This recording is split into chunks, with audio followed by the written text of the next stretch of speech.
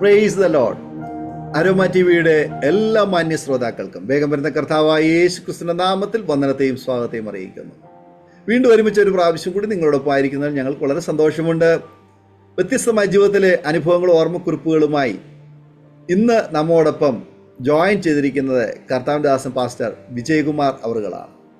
തൊടുപുഴയിൽ കർത്താവിൻ്റെ മഹത്വമുള്ള ശുശ്രൂഷ ബസ് സ്റ്റാൻഡിന് സമീപത്ത് അദ്ദേഹം പാർത്തുകൊണ്ട് കർത്താവിൻ്റെ വേല ചെയ്തുകൊണ്ടിരിക്കുന്നു. നായർ കുടുംബത്തിൽ ജനിച്ച് വളർത്തപ്പെട്ട സഹപൂജാരിയായി സേവനമനുഷ്ഠിച്ചു കൊണ്ടിരുന്ന ഈ പ്രിയ ദൈവദാസൻ തൻ്റെ ജീവിതത്തിൽ കർത്താവിനെ കണ്ടുമുട്ടാനിടയായി തീർന്ന ആ അനുഭവങ്ങൾ വലിയൊരു സാക്ഷ്യമാണ്. നിങ്ങൾ ഈ സാക്ഷ്യം കേട്ട് കഴിയുമ്പോൾ നിങ്ങൾക്ക് നിങ്ങളുടെ ജീവിതത്തിൽ തന്നെ ഒരു വലിയ വിടുതൽ, ഒരു മാറ്റം ഉണ്ടാകും എന്നുള്ള കാര്യത്തിന് യാതൊരു സംശയവുമില്ല. ഒരു അത്ഭുത സാക്ഷ്യം, അനുഗ്രഹിക്കപ്പെട്ടൊരു സാക്ഷ്യം. അതുകൊണ്ട് സ്കിപ്പ് ചെയ്യാതെ അവസാനം വരെ പ്രാർത്ഥനയോടെ ശ്രദ്ധയോടെ നിങ്ങൾ കേൾക്കുകയും നിങ്ങളുടെ പ്രിയപ്പെട്ടവർക്ക് ഷെയർ ചെയ്യുകയും കൊടുക്കുക. കർത്താവ് നമ്മെ സഹായിക്കട്ടെ. നമുക്കെല്ലാവർക്കും പ്രാർത്ഥനയോടെ ആയിരിക്കുമ്പോൾ കർത്താവിൻ്റെ ദാസൻ പാസ്റ്റർ വിജയകുമാർ അവറുകളെ തികഞ്ഞ സ്നേഹത്തോടും ആദരവോടും കൂടി അരോമ ടിവിയുടെ പ്രേക്ഷകരോടൊപ്പം സമയം ചിലവഴിക്കുന്നതിന് ഞങ്ങൾ സ്വാഗതം ചെയ്തുകൊള്ളുന്നു. പ്രൈസ് ലോർഡ് ദൈവദാസനെ. Praise Lord, praise Lord pastor, praise Lord. കർത്താവിൻ്റെ ദാസനെ അരോമ ടിവിയുടെ പ്രേക്ഷകരോടൊപ്പം പരിചയപ്പെടുത്തുന്നതിൽ ഞങ്ങൾക്ക് വളരെ സന്തോഷമുണ്ട്. ഒന്ന് പരിചയപ്പെടുത്താമോ? കർത്താവിൻ്റെ ദാസൻ എവിടെ നിന്നാണ് ജോയിൻ ചെയ്തിരിക്കുന്നത്? കുടുംബാംഗങ്ങളെ ഒരു വാക്കിൽ പരിചയപ്പെടുത്താമോ? Praise Lord. എൻ്റെ പേര് വിജയകുമാർ എന്നാണ്.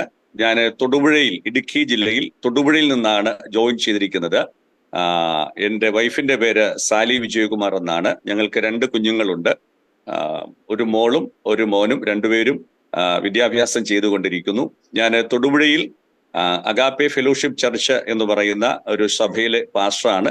ഞങ്ങൾ കുടുംബമായിട്ട് കർത്താവിന്റെ വേലയിലായിരിക്കുന്നു. കർത്താവിന്റെ ദാസനെ പരിചയപ്പെടുത്തിയത് വളരെ സന്തോഷമുണ്ട്. കർത്താവ് ധാരാളമായി അനുഗ്രഹിക്കുമാറാകട്ടെ.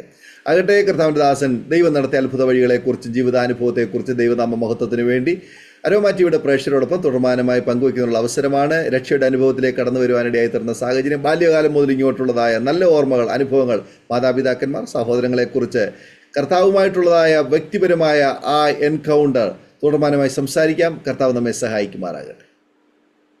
Praise Lord. കർത്താവിന്റെ പരിശുദ്ധമായ നാമം വാഴ്ത്തപ്പെടുമാറാകട്ടെ. പ്രത്യേകാല ഈ അരോമ ടിവിക്ക് നേതൃത്വം കൊടുക്കുന്ന അനുഗ്രഹീതനായ കർത്താവിന്റെ ദാസൻ പാസ്റ്റർ ഡാനിയൽ ജോൺ അവർകൾ, അതോടൊപ്പം തന്നെ അതിന്റെ പിന്നിൽ പ്രവർത്തിക്കുന്ന പ്രിയപ്പെട്ടവർ, എൻ്റെ ഈ സാക്ഷ്യവും വചനവും ഒക്കെ കേൾക്കുന്ന ബഹുമാന്യരായ എല്ലാ പ്രിയപ്പെട്ടവരെ ഓർത്ത് ഞാൻ കർത്താവിനെ സ്തോത്രം ചെയ്യുന്നു. എല്ലാവർക്കും വന്ദനം പറയുന്നു. കർത്താവ് നമ്മെ സഹായിക്കട്ടെ. പ്രത്യേകാല അരോമ ടിവി എന്ന് പറയുന്ന അനുഗ്രഹീതമായ ഈ ചാനലിലൂടെ ഒത്തിരിയേറെ ദൈവദാസന്മാരുടെ ജീവിതാനുഭവങ്ങൾ പങ്കുവയ്ക്കുവാനും അതോടൊപ്പം തന്നെ അത് അനേകർക്ക് ഒരു അനുഗ്രഹമായി തീരുവാനും സാധിക്കുന്നു എന്നതോർത്തും ഞാൻ ദൈവത്തിന് സ്തോത്രം ചെയ്യുന്നു. അപ്രകാരം എനിക്കും ഇങ്ങനെ ഒരു അവസരം ലഭിച്ചതോർത്ത് ഞാൻ ദൈവത്തെ മഹത്വപ്പെടുത്തുകയാണ്. സർവ്വമഹത്വവും കർത്താവിന് അർപ്പിച്ചു കൊള്ളുന്നു. അതോടൊപ്പം പ്രിയ ഡാനിയൽ ജോൺ പാസ്റ്ററോടും ഞാൻ നന്ദി പറയുന്നു. കർത്താവ് നമ്മെ സഹായിക്കട്ടെ. ഇതൊന്നും യാദൃച്ഛികമല്ല എന്ന് ഞാൻ പൂർണ്ണമായിട്ടും വിശ്വസിക്കുന്നു.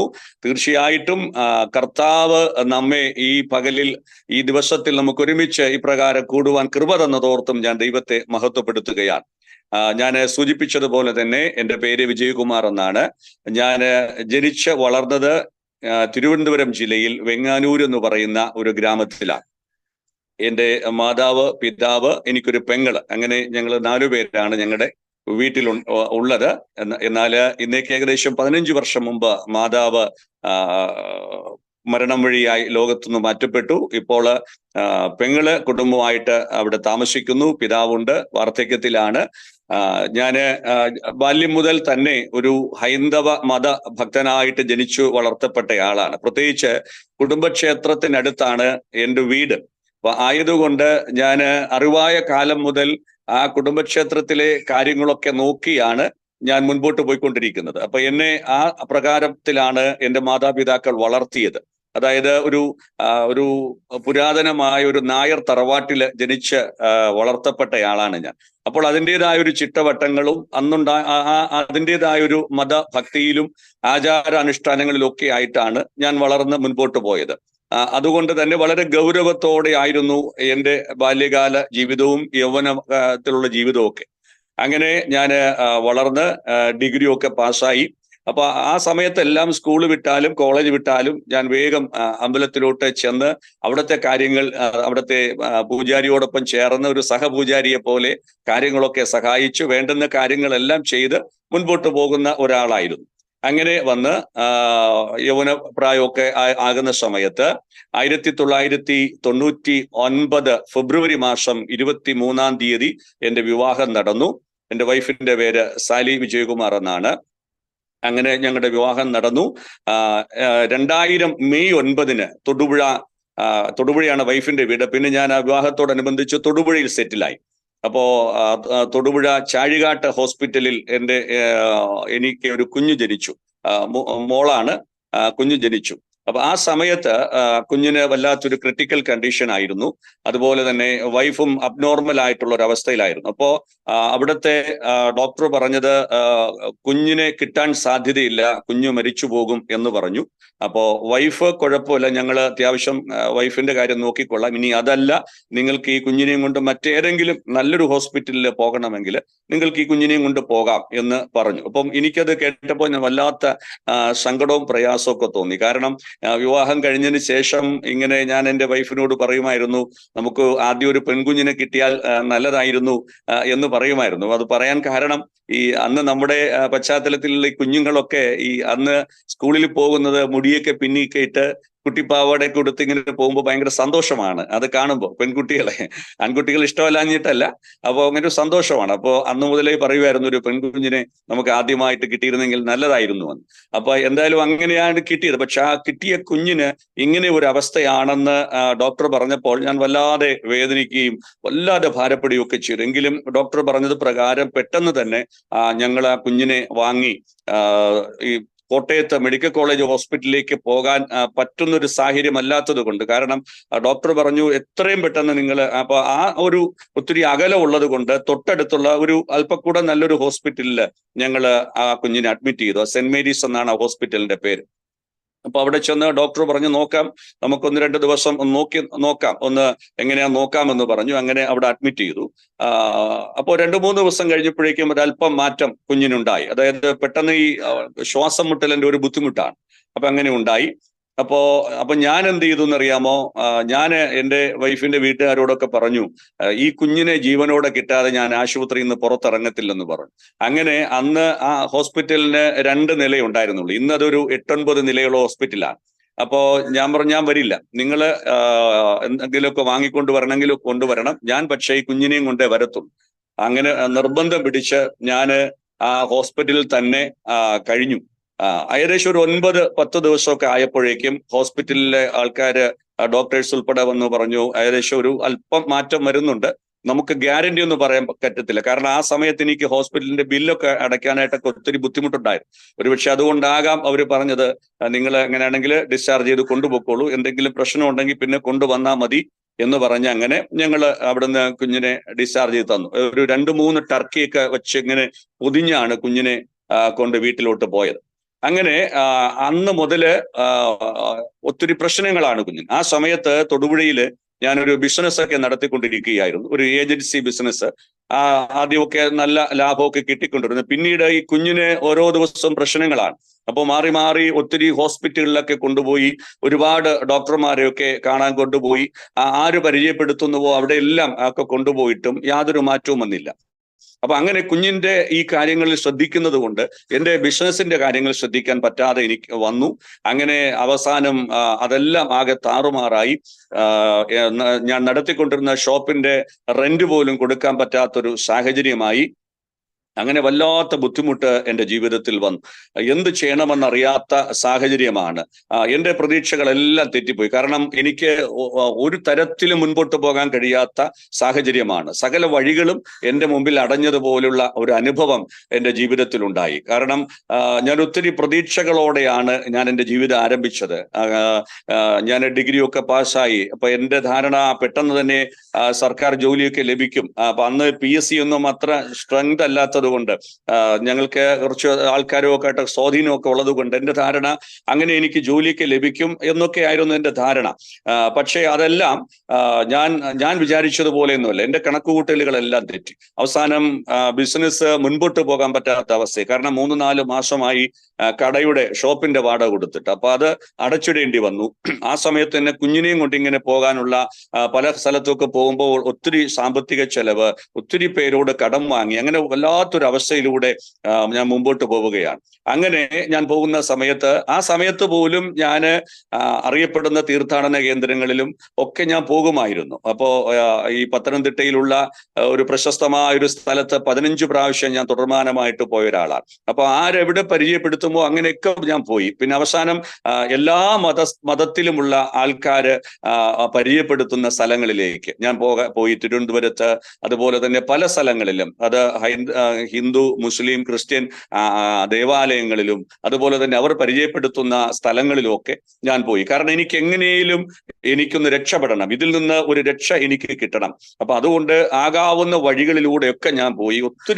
ഒത്തിരി പണം അതിനുവേണ്ടിയൊക്കെ ഞാൻ ചെലവഴിച്ചു. പ്രിയപ്പെട്ടവരെ, അവസാനം ഒരു തരത്തിലും എനിക്ക് മുൻപോട്ട് പോകാൻ പറ്റാത്ത അവസ്ഥയായി. ഒരു സ്ഥലത്തു നിന്നും ഞാൻ പ്രതീക്ഷിച്ചതുപോലെ എനിക്കൊരു നന്മയോ അനുഗ്രഹമോ യാതൊന്നും ഉണ്ടായില്ല. എല്ലാം തകർന്ന് തരിപ്പണമായി.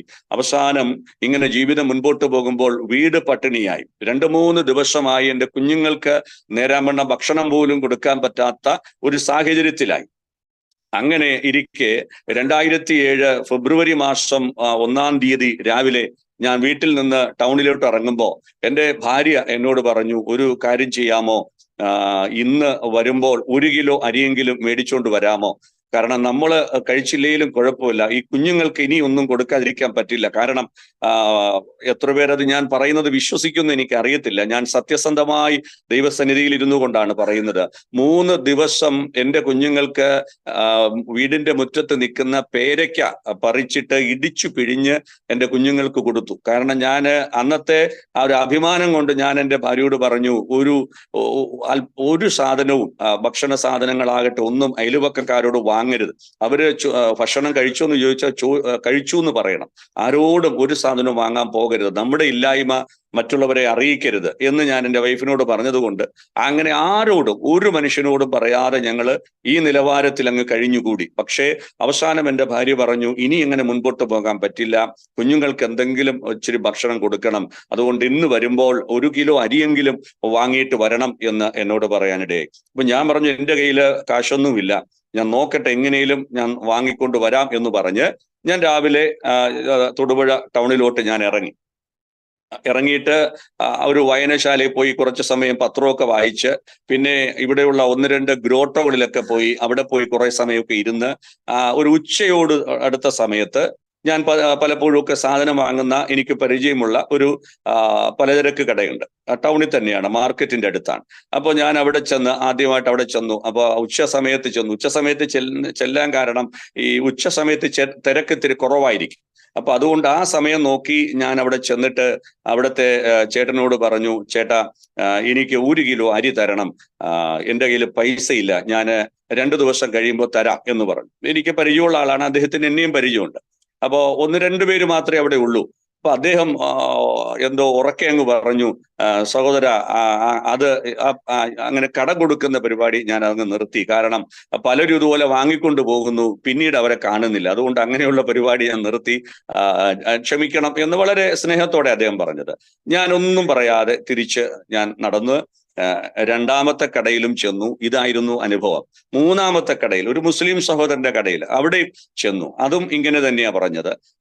തൊട്ടടുത്തൊരു കടയിൽ ചെന്നിട്ട് ഞാൻ പറഞ്ഞു, ചേട്ടാ, എനിക്കൊരു 1/2 കിലോ അരി തരണം, എൻ്റെ കയ്യിൽ പൈസയില്ല ഞാൻ 2 ദിവസം കഴിയുമ്പോൾ തീർച്ചയായിട്ടും ഞാൻ കൊണ്ടുതരാം എന്ന് പറഞ്ഞു. അദ്ദേഹം എന്നെ നോക്കിയിട്ട് ചോദിച്ചു, എവിടുന്നാ വന്നതെന്ന് ചോദിച്ചു. എവിടുന്നാ വന്നതെന്ന് ചോദിക്കാൻ കാര്യം, അദ്ദേഹം ഒരു ബാറിന്റെ പേര് പറഞ്ഞു.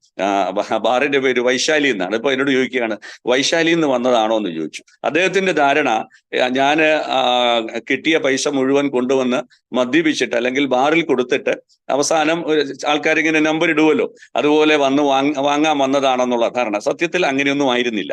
അപ്പോ അങ്ങനെ പറഞ്ഞ് അദ്ദേഹം ഒന്ന് ചിരിച്ചിട്ട് ഇങ്ങനെ കൈ കാണിച്ചു, പൊക്കോളാൻ പറഞ്ഞു. ഞാൻ തിരിച്ചു നടന്നു ഭയങ്കരമായ വേദനയോടെ, ഭയങ്കരമായ ഹൃദയഭാരത്തോടെ ഞാൻ തിരിച്ചു നടന്ന് തൊട്ടടുത്തുള്ള എനിക്ക് പരിചയമുള്ള ഒരു ചേട്ടനുണ്ട്, സോമൻ ചേട്ടൻ എന്ന് പറയും. ആ ചേട്ടന്റെ കടയിൽ ചെന്നിട്ട് ഞാൻ പറഞ്ഞു, ചേട്ടാ എനിക്ക് പരിചയമുണ്ട്, ഒരു ബ്ലേഡ് തന്നെ, പൈസ ഞാൻ നാളെ തന്നേക്കാം എന്ന് പറഞ്ഞ് ഒരു ബ്ലേഡ് മേടിച്ച്, 1.5 രൂപയുടെ ഒരു ബ്ലേഡ് മേടിച്ച് ഞാൻ പോക്കറ്റിലിട്ട് ഞാൻ താമസിക്കുന്ന സ്ഥലത്തേക്ക് നടക്കുകയാണ്. ടൗണിൽ നിന്നൊരു 2 കിലോമീറ്ററോളം ദൂരമുണ്ട്. അന്ന് ബസ്സൊന്നുമില്ല, ഓട്ടോറിക്ഷയാണ് അങ്ങോട്ട് പോകാൻ. അപ്പോ എന്റെ കയ്യിൽ കൊടുക്കാൻ പൈസ ഇല്ലാത്തത് കൊണ്ട് ഞാൻ അങ്ങനെ വീട്ടിലോട്ട് നടക്കുക. ഈ നടക്കുന്ന സമയത്തെല്ലാം ഞാൻ പൊട്ടിക്കരഞ്ഞുകൊണ്ടാ പോകുന്നത്. റോഡിലൂടെയാണ് പോകുന്നതെന്ന് പോലും ഓർക്കാതെ ഞാൻ വല്ലാതെ അങ്ങ് കരഞ്ഞു. കാരണം എന്റെ ജീവിതത്തിൽ ഇങ്ങനെ ഒരു പതനം, ഇതിങ്ങനെ ഒരു അധപ്പതനം, ഇങ്ങനെ ഒരു തകർച്ച എന്റെ ജീവിതത്തിൽ ഉണ്ടാകുമെന്ന് ഒരിക്കൽ പോലും ഞാൻ ചിന്തിച്ച ഒരാളല്ല. പ്രിയപ്പെട്ടവരെ, ഞാൻ പറഞ്ഞല്ലോ, ഞാൻ വളർന്ന പശ്ചാത്തലത്തിൽ പാടവും പത്തായപ്പുരയും ആവശ്യത്തിന് ഭക്ഷണമൊക്കെ ഞാൻ ഉണ്ടായിരുന്നയാളാണ്. പുറത്തുനിന്ന് പോലും വാങ്ങാതെ എല്ലാ സൗകര്യങ്ങളും അത്യാവശ്യം ഉണ്ടായിരുന്നു.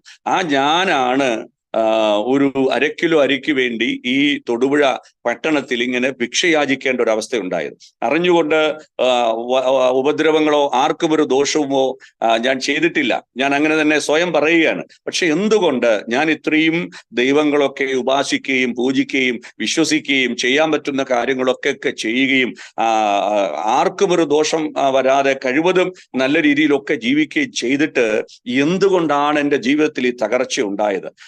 ഞാൻ അങ്ങനെ വല്ലാതെ കരഞ്ഞ് വീട്ടിൽ ചെന്നിട്ട് എൻ്റെ വൈഫ് നോക്കിയപ്പോൾ എൻ്റെ കയ്യിൽ ഒന്നുമില്ല. അപ്പൊ ചോദിച്ചു, ഒന്നും കിട്ടിയില്ലേ എന്ന് ചോദിച്ചു. ഞാൻ പറഞ്ഞു, ഒന്നും കിട്ടിയില്ല, ഇനി ഒട്ട് കിട്ടാനും പോകുന്നില്ല എന്ന് പറഞ്ഞേച്ച് പെട്ടെന്ന് ഡ്രസ്സൊക്കെ മാറി ഒരു കാവ്യമുണ്ട എടുത്തൊരു തോർത്തൊക്കെ എടുത്ത് തോളിലിട്ടിട്ട് ഞാൻ അടുത്ത വന്ന് കസേര വന്നിരിക്കുക. കുഞ്ഞുങ്ങൾ ആ സമയത്ത് ഉറങ്ങുക, സന്ധ്യയായി. കാരണം വിശന്ന് എൻ്റെ മക്കള് 2 പേരും ഉറങ്ങി. അപ്പോ എൻ്റെ വൈഫിനെ വിളിച്ചിട്ട് ഞാൻ പറഞ്ഞു, നീ ഇങ്ങ് വന്നേ, ഞാനൊരു കാര്യം പറയുവാണ്, ശ്രദ്ധിച്ച് കേൾക്കണം. ഇന്ന് രാത്രി ഞാൻ ആത്മഹത്യ ചെയ്യും. ഇങ്ങനെ പറഞ്ഞു, ഇന്ന് രാത്രി ഞാൻ ആത്മഹത്യ ചെയ്യും, ഇനി എനിക്ക് മുൻപോട്ട് പോകാൻ പറ്റില്ല. അതെന്നാന്ന് ചോദിച്ചു. ഞാൻ പറഞ്ഞു, ഇന്ന് തൊടുപുഴ ചന്തയിൽ 4 കടകളിൽ ഭിക്ഷ യാചിച്ചിട്ട് വന്ന ഒരു മനുഷ്യനാണ് ഞാൻ. അവസാനം 1/2 കിലോ അരി ചോദിച്ചിട്ട് പോലും കിട്ടാത്ത ഒരവസ്ഥ. സാധാരണ ഒരു ഭിക്ഷക്കാരൻ കൈനീട്ടിയാൽ 10 പേരുടെ നേരെ കൈനീട്ടിയാൽ 2 പേരെങ്കിലും കൊടുക്കും. പക്ഷെ അതുപോലും ഇല്ലാതെ വന്നയാളാണ് ഞാൻ. ഇനി എനിക്ക് അങ്ങോട്ട് പോകാൻ പറ്റില്ല, ഇനി എനിക്ക് മുമ്പോട്ട് പോകാൻ പറ്റില്ല, ഞാൻ ഇന്ന് എൻ്റെ ജീവിതം അവസാനിപ്പിക്കും എന്ന് എൻ്റെ വൈഫിനോട് പറഞ്ഞു. എന്നിട്ട് പറഞ്ഞു, ഒരു കാര്യം ചെയ്യുക, നീയും മക്കളും എങ്ങനെയെങ്കിലും ഒക്കെ അങ്ങ് ജീവിക്കണം, ഞാൻ ഉണ്ടാവില്ല, ഇനി എനിക്ക് മുമ്പോട്ട് പോകാൻ പറ്റില്ല എന്ന് പറഞ്ഞു. അങ്ങനെ അങ്ങോട്ടും ഇങ്ങോട്ടും ഒക്കെ സംസാരിച്ചിട്ട് വൈഫ് പറഞ്ഞു, അങ്ങനെ ഒറ്റയ്ക്ക് പോകണ്ട, ഒരുമിച്ച് ജീവിക്കാൻ ഇറങ്ങിയതാണെങ്കിൽ ഒറ്റയ്ക്ക് പോകണ്ട, ഞാനും പിള്ളേരും പിന്നെ ജീവിച്ചിരുന്നിട്ട് എന്ത് കാര്യം, അത് വേണ്ട, അങ്ങനെ ഒരവസ്ഥയാണെങ്കിൽ നമുക്ക് ഒരുമിച്ച് അങ്ങ് തീർന്നേക്കാം. പ്രിയപ്പെട്ടവരെ, അങ്ങനെ അന്ന് രാത്രിയില് ഞങ്ങൾ കുടുംബമായിട്ട് ആത്മഹത്യ ചെയ്യാൻ തീരുമാനിച്ചു. ഞാൻ എൻ്റെ വൈഫിനോട് പറഞ്ഞു, ബ്ലേഡ് എടുത്തിട്ട് പറഞ്ഞു, ബ്ലേഡ് ഉണ്ട്, എനിക്ക് ഇച്ചിരി വെള്ളം കുടിക്കാൻ വേണം, കുറച്ച് കഞ്ഞിവെള്ളം കുടിക്കാൻ വേണം. അപ്പോൾ വീട്ടിലില്ലല്ലോ, തൊട്ടടുത്ത ഒരു സഹോദരൻ താമസിക്കുന്നുണ്ട്, അദ്ദേഹത്തെ ആ വീട്ടിൽ ചെന്ന് ഇച്ചിരി വെള്ളം മേടിച്ചുകൊണ്ട് വരാൻ പറഞ്ഞു. അപ്പോ ഞാനീ പറയാൻ കാരണം, ഈ സഹോദരർക്ക് അവരെല്ലാം ഞങ്ങളുടെ അനുഭവങ്ങൾ അറിയുന്നവരാണ്. സുരേഷ് എന്നാണ് ആ സഹോദരന്റെ പേര്.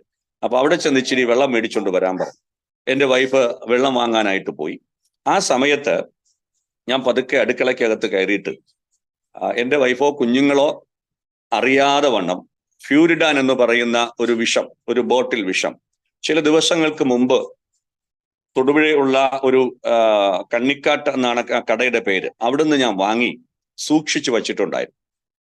കാരണം ആ ദിവസങ്ങളിലൊക്കെ എനിക്ക് എൻ്റെ ജീവിതം അവസാനിപ്പിക്കണം എന്ന ഒരു വല്ലാത്തൊരു ഹൃദയത്തിനകത്തൊരു ഞാനൊരു തീരുമാനം എടുത്തിട്ടുണ്ടായിരുന്നു. കാരണം ഞാൻ നേരത്തെ സൂചിപ്പിച്ചതുപോലെ എൻ്റെ സകല പ്രതീക്ഷകളും തെറ്റി, എൻ്റെ കണക്കുകൂട്ടലുകളെല്ലാം തെറ്റി. ഞാൻ ആഗ്രഹിച്ചതുപോലെയോ പ്രതീക്ഷിച്ചതുപോലെയോ ഒന്നും എൻ്റെ ജീവിതത്തിൽ സംഭവിച്ചില്ല. എല്ലാം നേരെ ഓപ്പോസിറ്റ് ആയിരുന്നു. എൻ്റെ പ്രതീക്ഷകളെല്ലാം അസ്തമിച്ചു. കാരണം എൻ്റെ വീട്ടുകാരൊക്കെ അത്യാവശ്യം നല്ല രീതിയിലൊക്കെ എൻ്റെ ബന്ധുക്കളും സ്വന്തക്കാരുമാണെങ്കിലും ജീവിക്കുന്നവരാണ്. അപ്പൊ അവരുടെ ഇടയിൽ ഈ നിലവാരത്തിലുള്ള ഒരു ജീവിതം ഇനി മുൻപോട്ട് കൊണ്ടുപോകണ്ട. അപ്പൊ ഇത് കഴിഞ്ഞു കഴിഞ്ഞാൽ പിന്നെ ഒന്നും അറിയേണ്ട കാര്യമില്ലല്ലോ. മരിച്ചു കഴിഞ്ഞാൽ പിന്നെ ഒന്നും അറിയേണ്ട കാര്യമില്ല. അതുകൊണ്ട് തന്നെ ആത്മഹത്യ ചെയ്യണമെന്നൊരു തീരുമാനം എടുത്ത് തന്നെയായിരുന്നു ആ ദിവസങ്ങൾ മുൻപോട്ട് പോയത്. അങ്ങനെയാണ് ഈ ബോട്ടിൽ വിഷം ഞാൻ അവിടെ വാങ്ങി വെച്ചത്. പക്ഷെ അവരാരും അറിഞ്ഞില്ല. എൻ്റെ വൈഫ് വെള്ളമായിട്ട് വന്നപ്പോൾ ഞാനിത് അപ്പൊ ചോദിച്ചു, ഇത് എവിടുന്ന? ഞാൻ പറഞ്ഞു ഇവിടെ ഇരിപ്പുണ്ടായിരുന്നു എന്ന് പറഞ്ഞു. കൊണ്ടുവന്നിട്ട് 4 ഗ്ലാസ് എടുത്ത്, സ്റ്റീൽ ഗ്ലാസ് എടുത്ത് അതിനകത്ത് അല്പം കഞ്ഞിവെള്ളം ഒഴിച്ചിട്ട് ഈ വിഷം സമാസമം ഇങ്ങനെ ഒഴിച്ചു. 4 ഗ്ലാസ്സിൽ എടുത്തു. എന്നിട്ട് ഒരെണ്ണത്തിൽ ഞാനിങ്ങനെ ഡൈല്യൂട്ട് ചെയ്തുകൊണ്ടിരിക്കുകയാണ്. അപ്പൊ ആ സമയത്ത് എൻ്റെ ഭാര്യ ഇതെല്ലാം കണ്ട് കരഞ്ഞുകൊണ്ടിരിക്കുക. എൻ്റെ വൈഫ് ചോദിച്ചു, അപ്പോഴേ നമുക്ക് കുഴപ്പമില്ല, നമുക്ക് മരിക്കുന്നേ കുഴപ്പമില്ല, ഞാനും തയ്യാറാ, പക്ഷെ ഈ കുഞ്ഞുങ്ങളുടെ അവസ്ഥ, കുഞ്ഞുങ്ങളെ എന്നാ ചെയ്യുന്നേ എന്ന് എന്നോട് ചോദിച്ചു. സത്യത്തിൽ ആ ചോദ്യം ഒരു വെള്ളിടി പോലെ എൻ്റെ ഹൃദയത്തിൽ മുഴങ്ങി. കാരണം ഇന്ന് എൻ്റെ മക്കൾക്ക് അവർ യൗവനപ്രായക്കാരാണ് എങ്കിൽ പോലും ഞങ്ങൾ നല്ലൊരു കൂട്ടുകാരെ പോലെയാണ് ഞങ്ങൾ അന്നും ഇന്നും. അപ്പൊ സത്യത്തില് എൻ്റെ കുഞ്ഞുങ്ങളെ എങ്ങനെയാ എൻ്റെ കുഞ്ഞുങ്ങളെ എൻ്റെ വൈഫ് ചോദിച്ചതുപോലെ കൊല്ലാൻ കഴിയുന്നത്? ഞങ്ങൾ അത്രത്തോളം സ്നേഹത്തോടെ, സന്തോഷത്തോടെ, പ്രതീക്ഷയോടെ മക്കളെ വളർത്തിയതാണ്. എങ്ങനെയാ അതിന് കഴിയുന്നത്? അങ്ങനെയൊക്കെ ഞാൻ ചിന്തിച്ചു. പക്ഷെ ഞാൻ പറഞ്ഞു, അതെ, ഞാനും നീയും മരിച്ചു കഴിഞ്ഞ് നമ്മുടെ മക്കൾ ജീവിച്ചിരുന്നാൽ എൻ്റെ വീട്ടുകാരോ നിന്റെ വീട്ടുകാരോ കുറച്ചു നാളൊക്കെ ഒരുപക്ഷെ മക്കളെ വളർത്തും, നോക്കും. പക്ഷെ കുറച്ചു കഴിഞ്ഞ് അവർക്കതൊരു ബുദ്ധിമുട്ടോ ശല്യമോ ഒക്കെ ആയി കഴിയുമ്പോൾ സാധാരണ നമ്മൾ കാണുന്നത് പോലെ അപ്പനും അമ്മയും ഇല്ലാത്ത മക്കളെ അനാഥാലയങ്ങളിൽ കൊണ്ടാക്കുന്നത് പോലെ അങ്ങനെ ഒരു അവസ്ഥ, അങ്ങനെ ഒരു ജീവിതം നമ്മുടെ മക്കൾക്ക് വേണ്ട. നമുക്കൊരു കാര്യം ചെയ്യാം, പോകുന്നെങ്കിൽ നമുക്ക് എല്ലാവർക്കും കൂടെ ഒരുമിച്ച് അങ്ങ് പോയേക്കാം, അതോടുകൂടെ എല്ലാം തീരുവല്ലോ എന്ന് പറഞ്ഞു. നമുക്ക് ആദ്യം കുഞ്ഞുങ്ങൾക്ക് ഇത് കൊടുക്കാം, അവര് മരിച്ചു, അവരുടെ മരണം ഉറപ്പാക്കിയിട്ട് നമുക്ക് കഴിക്കാം എന്ന് പറഞ്ഞു. അങ്ങനെ ഒരു തീരുമാനമെടുത്തു. അപ്പോൾ എൻ്റെ വൈഫ് പറഞ്ഞു, മക്കൾക്ക് കൊടുക്കുന്നത് കാണാൻ എനിക്ക് പറ്റില്ല, ഞാനങ്ങ് മാറി നിൽക്കും, അത് കഴിയുമ്പോൾ എന്നെ വിളിച്ചാൽ മതി എന്ന് പറഞ്ഞു. പ്രിയപ്പെട്ടവരെ, ഞാൻ ആദ്യത്തെ ഗ്ലാസ് എടുത്തു. എൻ്റെ മോൾ ഇപ്പുറത്ത് കിടക്കുന്ന, മോൻ അപ്പുറത്ത് കിടക്കുന്നു, ഒരു കട്ടിലില്ല. ഞാൻ എൻ്റെ മോളെ വിളിച്ചു, മോനെ എഴുന്നേക്ക്, അച്ഛൻ ജ്യൂസ് കൊണ്ടുവന്നിട്ടുണ്ട് എന്ന് പറഞ്ഞു. അപ്പോ എൻ്റെ കൊച്ച് ചാടി എഴുന്നേറ്റു, കാരണം വിശന്ന് കിടക്കുകയാണല്ലോ. ജ്യൂസ് ഒന്ന് കേട്ടപ്പോൾ അവള് ചാടി എഴുന്നേറ്റ് ഇങ്ങനെ തന്നേ അച്ഛാ എന്ന് പറഞ്ഞ് അങ്ങനെ വാങ്ങാനായിട്ട് പോകുമ്പോൾ ഞാൻ പറഞ്ഞു, അച്ഛ തരാം എന്ന് പറഞ്ഞ് കൊടുക്കാനായിട്ട് പോകുമ്പോൾ എനിക്കറിയാം, കാരണം അത് ജ്യൂസ് അല്ല, എൻ്റെ കുഞ്ഞിന്റെ ജീവിതം അവസാനിപ്പിക്കുന്ന കൊടും വിഷമാണെന്ന് എനിക്ക് നന്നായിട്ട് അറിയാം. പക്ഷേ ഞാൻ എൻ്റെ അവസ്ഥ എല്ലാം അറിഞ്ഞുകൊണ്ട് തന്നെ തരാം മോനെ എന്ന് പറഞ്ഞത് ഇങ്ങനെ എൻ്റെ കുഞ്ഞിനിത് കൊടുക്കാനായിട്ട് പോകുമ്പോൾ, പ്രിയപ്പെട്ടവരെ, എൻ്റെ അടച്ചിട്ടിരുന്ന വീടിന്റെ വാതിൽക്കൽ ആരോ ശക്തമായി മുട്ടുകയാണ്. ആ സമയത്ത് ശക്തമായി മുട്ടുക, കോളിംഗ് ബെല്ലൊന്നുമില്ല, ഇങ്ങനെ മുട്ടുകയാണ്. ചേട്ടാ എന്ന് വിളിക്കുന്നു. ഞാൻ പെട്ടെന്ന് ഭയന്നുപോയി, വല്ലാത്തൊരു അവസ്ഥയിലായിപ്പോയി. അപ്പോ ഞാൻ പെട്ടെന്ന് പറഞ്ഞു, വൈഫിനോട് പറഞ്ഞു, ആരാന്നറിയിട്ടില്ല, മിക്കവാറും രാജൻ ചേട്ടനായിരിക്കും എന്ന് പറഞ്ഞാല് ഞങ്ങൾ താമസിക്കുന്ന വീടിന്റെ ഉടമസ്ഥന്റെ പേരാണ്. ഒരു 3-4 മാസം വാടക പെൻഡിങ്ങിലുണ്ട്. അപ്പം ആദ്യമൊക്കെ അദ്ദേഹം കുറെയൊക്കെ അങ്ങ് ക്ഷമിക്കും, പിന്നീട് എന്നെ കാണുമ്പോഴെല്ലാം ചോദിക്കും. അപ്പൊ എനിക്ക് മനസ്സിലായി മിക്കവാറും വാടക ചോദിക്കാൻ വേണ്ടി സമയത്ത് വന്നതായിരിക്കും. ഞാൻ വൈകുന്നേരമല്ലേ വരത്തുള്ളൂ, അപ്പൊ എന്നെ കാണാൻ വേണ്ടി വന്നതാണ് എന്ന് എനിക്ക് മനസ്സിലായി. അപ്പൊ ഞാൻ വൈഫിനോട് പറഞ്ഞു, മിക്കവാറും അത് രാജൻ ചേട്ടനാണ്, എൻ്റെ കയ്യിൽ 10 പൈസയില്ല, ഒരു നിവൃത്തിയില്ല, എന്താ പറയേണ്ടതെന്ന് എനിക്കറിയില്ല, ഒരു കാര്യം ചെയ്യും, ചേട്ടനോട് പറയുക, 2 ദിവസം കഴിഞ്ഞിട്ട് തരാം എന്ന് പറയാൻ പറഞ്ഞു. അപ്പോ വൈഫ് പറഞ്ഞു, അങ്ങനെ പറഞ്ഞ പുള്ളി സമ്മതിക്കലാണ്. അപ്പൊ പറഞ്ഞു, ഞാൻ ഇങ്ങനെ ഒരു കാര്യം ചെയ്യും, ഞാൻ വന്നിട്ടില്ല എന്ന് പറഞ്ഞേക്കാൻ പറഞ്ഞു. അങ്ങനെ ഞാൻ പയ്യെ പുള്ളി വാതിൽ തുറന്നാൽ എന്നെ കാണുമല്ലോ എന്ന് ഓർത്ത് ഞാൻ പയ്യെ അങ്ങ് മാറി. ഈ മാറുന്ന സമയത്ത് എൻ്റെ കൊച്ചുകിടന്ന് വിളിക്കുകയാണ്, അച്ഛാ ജ്യൂസ്. ഞാൻ പറഞ്ഞു, മോനെ, ആ ചേട്ടൻ പോയിട്ട് തരാം എന്ന് പറഞ്ഞാൽ പയ്യെ അങ്ങ് മാറി നിന്നു. അപ്പോഴേക്കും എൻ്റെ വൈഫ് പയ്യെ കണക്ക് തുടച്ച് ഇതെല്ലാം അല്പം ഒന്ന് മാറ്റി വെച്ചിട്ട് വാതിൽ തുറന്ന് നോക്കിയപ്പോൾ ഞങ്ങൾ പ്രതീക്ഷിച്ച ആളല്ല. ഞങ്ങൾ പ്രതീക്ഷിക്കാത്ത, ഞങ്ങളുടെ ജീവിതത്തിൽ ഇന്ന് വരെ കണ്ടിട്ടില്ലാത്ത, ഞങ്ങളുടെ സ്വപ്നത്തിൽ പോലും കണ്ടിട്ടില്ലാത്ത രണ്ട് സഹോദരന്മാർ ആ സമയത്ത് എൻ്റെ വീടിന്റെ വാതിൽ നിൽക്കുകയാണ്. രണ്ടുപേര് ചെറുപ്പക്കാരാണ്. ഒരാളുടെ കയ്യിൽ കറുത്ത ബൈൻഡിട്ട ഒരു പുസ്തകം ഉണ്ടായിരുന്നു, മറ്റൊരാളുടെ തോളിൽ തുണി കൊണ്ടുള്ള ഒരു സഞ്ചിയും ഉണ്ടായിരുന്നു. ആ രണ്ട് സഹോദരന്മാരിൽ ഒരാൾ എൻ്റെ വൈഫിനോട് പറഞ്ഞു, സിസ്റ്ററെ, ഞങ്ങള് നിങ്ങൾക്ക് വേണ്ടി പ്രാർത്ഥിക്കാൻ വന്നതാണ്. തൊട്ടു താഴത്തെ വീട്ടിലെ ചേച്ചി പറഞ്ഞു നിങ്ങൾ പോകുന്ന സമയത്ത് സാലിയുടെ വീട്ടിൽ പോയി ഒന്ന് പ്രാർത്ഥിച്ചിട്ട് അവരോട് അല്പം ഒന്ന് സംസാരിച്ചിട്ട് പോകാമോ എന്ന് ചോദിച്ചു. അങ്ങനെ ഞങ്ങൾ വന്നതാണെന്ന് പറഞ്ഞു. കാരണം തൊട്ടു താഴെ താമസിക്കുന്ന ആ ചേച്ചി അവരൊരു വിശ്വാസിയാണ്. അപ്പൊ അവരുടെ വീട്ടിലെ ഒരു പ്രെയർ നടക്കുകയാണ്. ആ പ്രെയർ ഈ ദൈവദാസന്മാരാണ് കണ്ടക്ട് ചെയ്യുന്നത്. അപ്പോ എൻ്റെ വൈഫും ആന്റിയുമായിട്ട് നല്ലൊരു ബന്ധത്തിലാണ്. നമ്മുടെ അത്യാവശ്യം കാര്യങ്ങളൊക്കെ അവരോട് പറഞ്ഞിട്ടു. അപ്പൊ ആ ആന്റിയാണ് പറഞ്ഞത്, പോകുന്ന വഴിക്ക് നിങ്ങൾ സാലിയുടെ വീട്ടിലൊന്ന് പോയി പ്രാർത്ഥിച്ചിട്ട് പോരാൻ പറഞ്ഞു. അപ്പൊ അങ്ങനെ സിസ്റ്ററോട്, എൻ്റെ വൈഫിനോട് പറഞ്ഞു, ഞങ്ങൾ ഒന്ന് പ്രാർത്ഥിച്ചോട്ടെ എന്ന് ചോദിച്ചു. എൻ്റെ വൈഫ് ഇങ്ങനെ തലയാട്ടി വന്നോളാൻ പറഞ്ഞു. ഇവര് വന്നിവിടെ ഇരുന്നു. അപ്പൊ ഇതെല്ലാം പെട്ടെന്ന് തന്നെ എൻ്റെ വൈഫ് അങ്ങോട്ട് മാറ്റി വെച്ചു കാണാതെ. അവര് വന്നിരുന്നു. എൻ്റെ വീടെല്ലാം ഒക്കെ ഒന്ന് നോക്കി. അപ്പോ ഞാൻ പയ്യെ അകത്തുനിന്ന് പുറത്തേക്ക് ഇറങ്ങി വന്നു. അടുക്കളയിൽ നിൽക്കുക, ഞാൻ അകത്തേക്ക് വന്നു.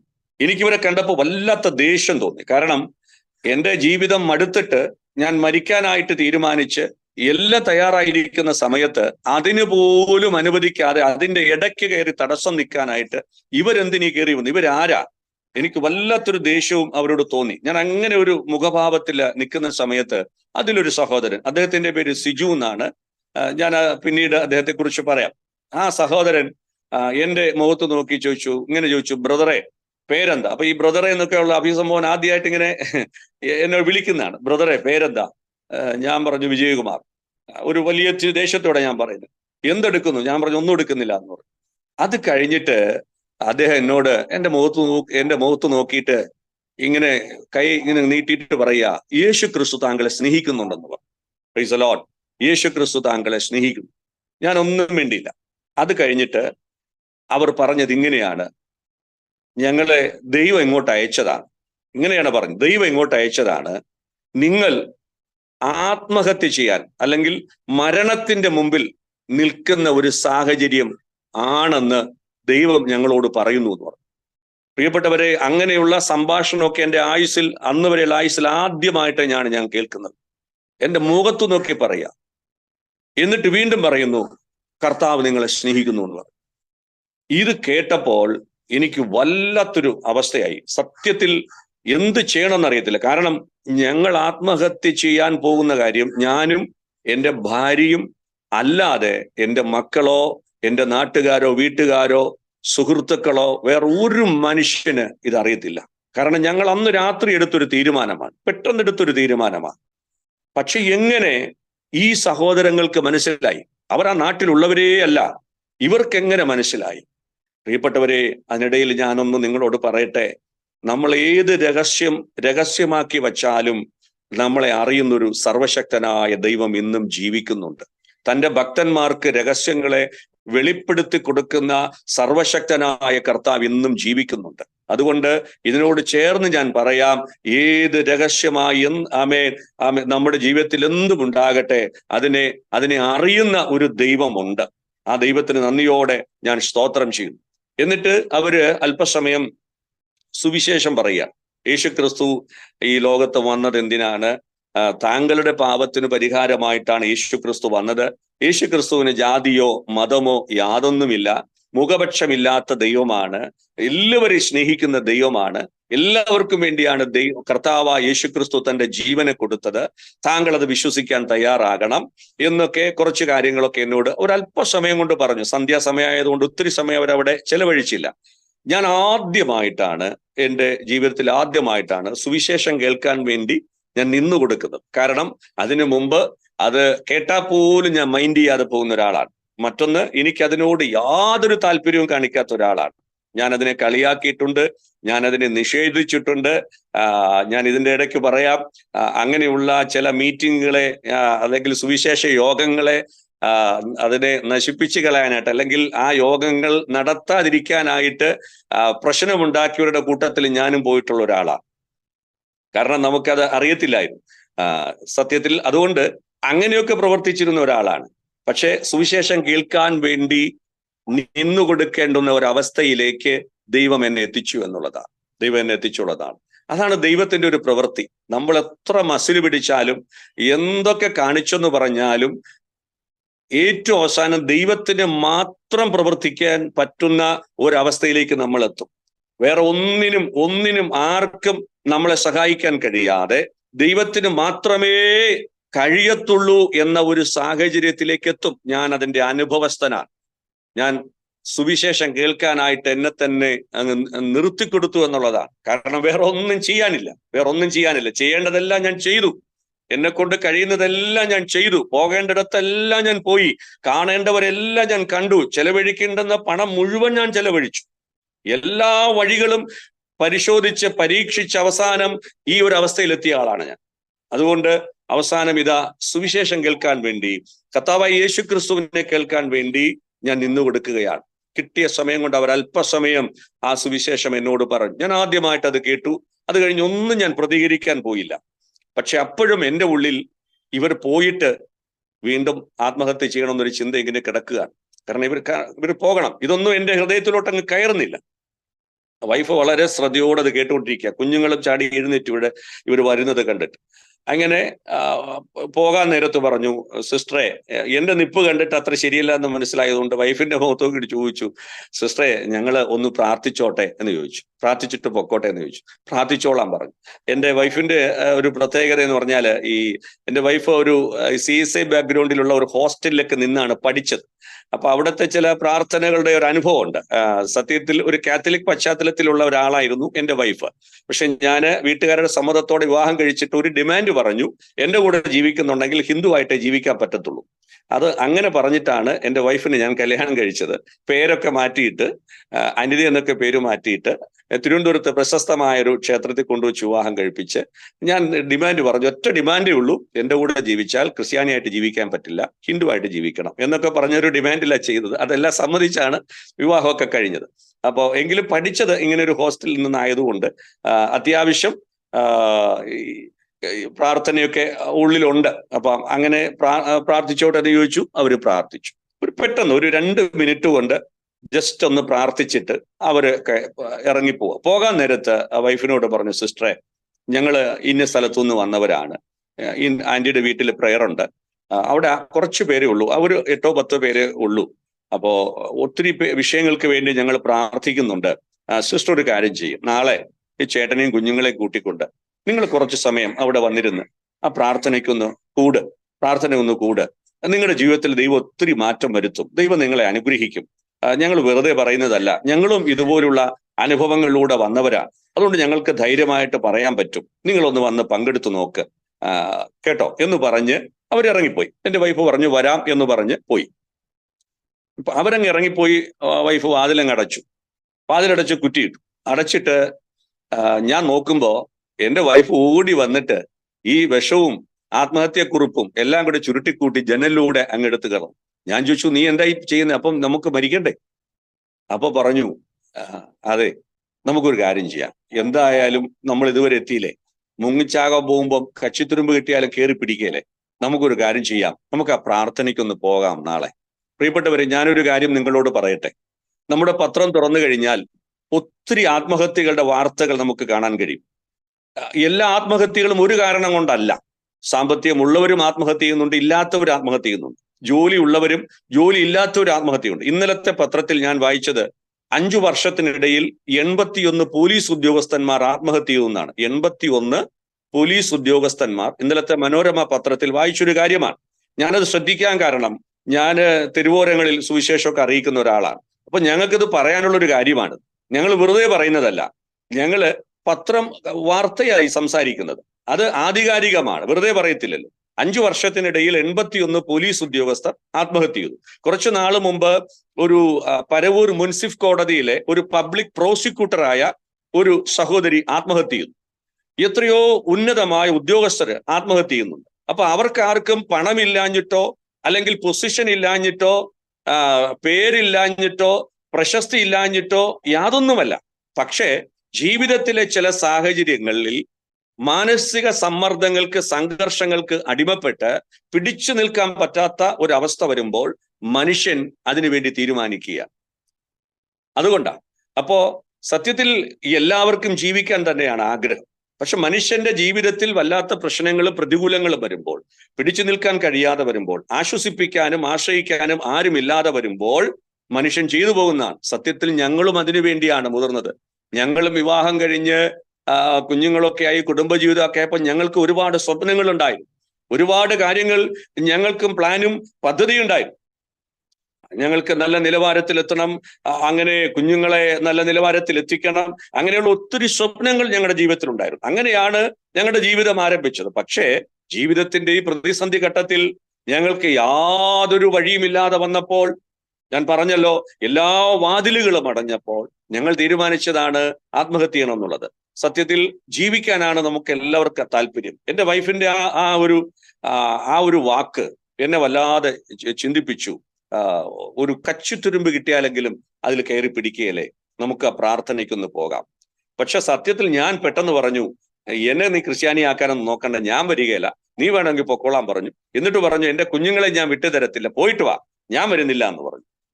അങ്ങനെ രണ്ടാമത്തെ ദിവസം, അന്ന് രാത്രിയില് എനിക്കറിയത്തില്ല, എൻ്റെ ജീവിതത്തിൽ അന്നുവരെ അനുഭവിക്കാൻ കഴിയാത്ത ഒരു ഹൃദയത്തിലെ സമാധാനം ഞാൻ അനുഭവിച്ചു. പ്രിയരെ, എൻ്റെ വീട്ടില് ആ ദൈവദാസന്മാര്, സഹോദരന്മാര് പ്രാർത്ഥിച്ച് ഇറങ്ങിപ്പോയി കഴിഞ്ഞപ്പോൾ സത്യത്തിൽ എൻ്റെ വീട്ടിലെ അന്തരീക്ഷത്തിന് തന്നെ ഒരു മാറ്റം വന്നതായിട്ട് എനിക്ക് അനുഭവപ്പെട്ടു വന്ന്. ഞാൻ പിന്നീട് വിശ്വാസത്തിൽ വന്ന് ദൈവത്തിന്റെ വചനമൊക്കെ വായിക്കാനും പഠിക്കാനും ഒക്കെ തുടങ്ങിയപ്പോഴാണ് പെട്ടെന്ന് എൻ്റെ മനസ്സിലോട്ട് കയറി വന്നതും കൂടെ ഞാൻ ഇതിനിടയ്ക്ക് ഒന്ന് പറയട്ടെ. അതായത് യേശു കർത്താവ് ഇടയ്ക്ക് ചെല്ലുന്നൊരു ഭവനമാണ് ലാസറിന്റെ ഭവനം, മാർത്തയുടെയും മറിയയുടെയും ഭവനം ബഥാനിയില്. ഇടയ്ക്കിടയ്ക്ക് കർത്താവ് അവിടെ ചെല്ലും. അവർക്ക് കർത്താവുമായിട്ട് നല്ല ബന്ധമാണ്. അതുകൊണ്ടാണ് ലാസർ ദീനമായി കിടക്കുന്നുവെന്ന് അറിഞ്ഞപ്പോൾ ഓടിച്ചെന്ന് കർത്താവിനെ കാര്യങ്ങൾ അറിയിച്ചത്. അങ്ങനെ ഒരു വീടായിരുന്നു. എന്നാൽ ലാസർ മരിച്ചു. ആ ലാസർ മരിച്ച സമയത്ത് ആ സമയത്തെ വീടിന്റെ അന്തരീക്ഷം എന്തായിരുന്നു? അവിടെ തന്നെ ദൈവത്തിന്റെ വചനത്തിൽ നമ്മൾ വായിക്കുന്നുണ്ട്, അവിടെ വല്ലാത്തൊരു സങ്കടങ്ങളും അതുപോലെ തന്നെ പരിഭവങ്ങളും പരാതികളും ദീനരോദനങ്ങളും ഉയർന്നൊരു വീടായിരുന്നു നമ്മൾ യോഹന്നാന്റെ സുവിശേഷത്തിൽ കാണുന്ന 11-ാം അധ്യായത്തിലെ ലാസറിന്റെ വീടെന്ന് പറഞ്ഞ. എന്നാൽ 12-ാം അധ്യായത്തിലേക്ക് വരുമ്പോൾ ആ അധ്യായം ആരംഭിക്കുന്നത് തന്നെ യേശു കർത്താവ് ഉയർപ്പിച്ച ലാസർ പാർത്ത ബഥാനി എന്നാണ്. ഉയർപ്പിച്ച ലാസർ പാർത്ത ബഥാനിയിൽ യേശു 6 ദിവസം മുമ്പേ വന്നു. എന്നിട്ട് പറയുക, തൈലത്തിന്റെ സൗരഭ്യം കൊണ്ട് ആ വീട് നിറഞ്ഞു, മാർത്ത ശുശ്രൂഷ ചെയ്തു എന്നാണ്. നമ്മൾ ലൂക്കോസിന്റെ സുവിശേഷം 10-ാം അധ്യായത്തിലൊക്കെ വായിക്കുന്നത് മാർത്ത ശുശ്രൂഷയാൽ കുഴഞ്ഞെന്നാണ്. പക്ഷെ ഇവിടെ അങ്ങനെയല്ല പറയുന്നത്, മാർത്ത ശുശ്രൂഷ ചെയ്തു, ഒരു കുഴച്ചിലുണ്ടായില്ല.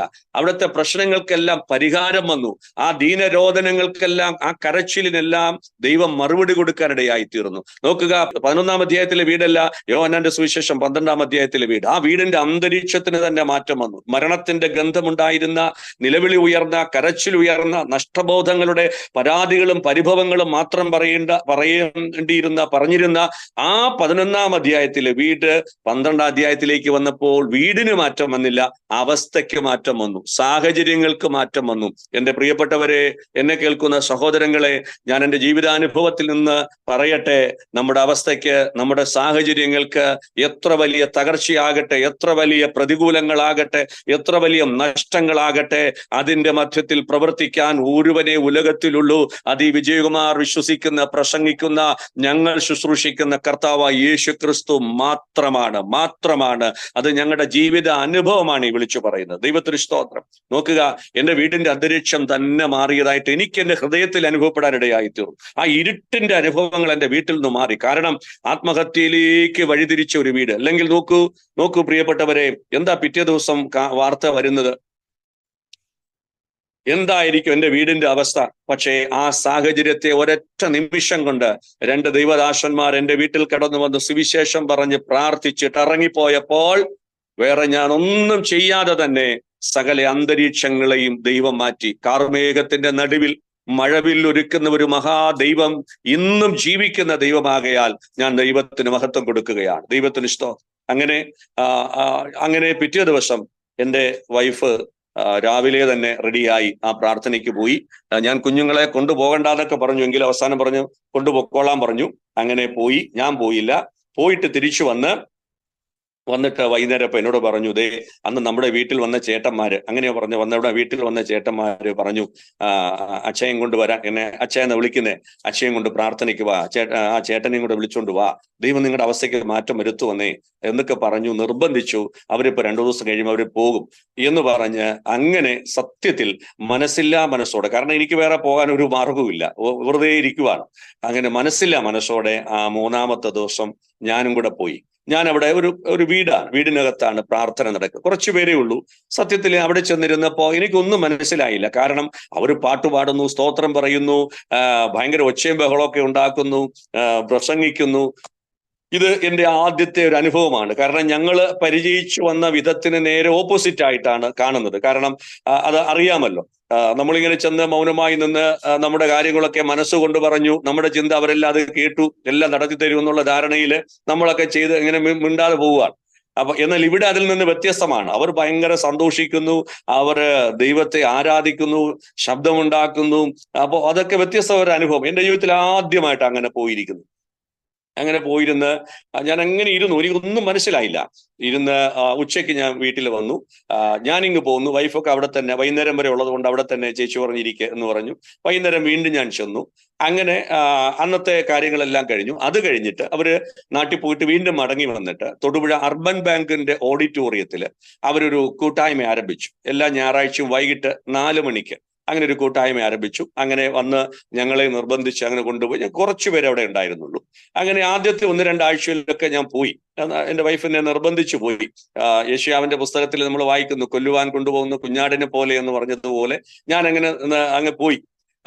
എന്നാല് ഒരു ദിവസം, ഒരു ഞായറാഴ്ച ഞാൻ എൻ്റെ വൈഫിനോട് പറഞ്ഞു, സാധാരണ ഞാൻ ഏറ്റവും പുറകിലായിരിക്കുന്നത്, ഞാൻ ഏറ്റവും മുമ്പിൽ പോയി. ഞാൻ പറഞ്ഞു, ഇന്ന് ഞാൻ മുമ്പിലിരിക്കുക, എന്താണ് ഇതിന്റെ സത്യാവസ്ഥ എന്നൊക്കെ എനിക്കൊന്ന് മനസ്സിലാക്കണം. സാധാരണ എൻ്റെ മോനെ ഞാനിങ്ങനെ, അവൻ ഇച്ചിരി കുസൃതിയാ, ഓടിച്ചാടിയൊക്കെ നടക്കുന്ന ആളാ. അപ്പൊ ഞാനിങ്ങനെ നിർബന്ധിച്ച് എൻ്റെ മടിയിൽ വെച്ചോണ്ടായിരിക്കുന്നത്. ഞാൻ കുഞ്ഞിനെ എൻ്റെ വൈഫിന്റെ കൊടുത്തിട്ട് പറഞ്ഞു, കൊച്ചിനെ നോക്കിക്കോ, ഞാൻ മുമ്പേ ഇരിക്കാം, ഇത് എനിക്കൊന്ന് അറിയണ സംഭവം എന്താന്നുള്ളത് എന്ന് ഇങ്ങനെ പറഞ്ഞ് ഇതെന്നാന്ന് അറിയണമല്ലോ എന്നോർത്ത് എങ്ങനെ ഏറ്റവും മുന്നേ പോയിരുന്നു.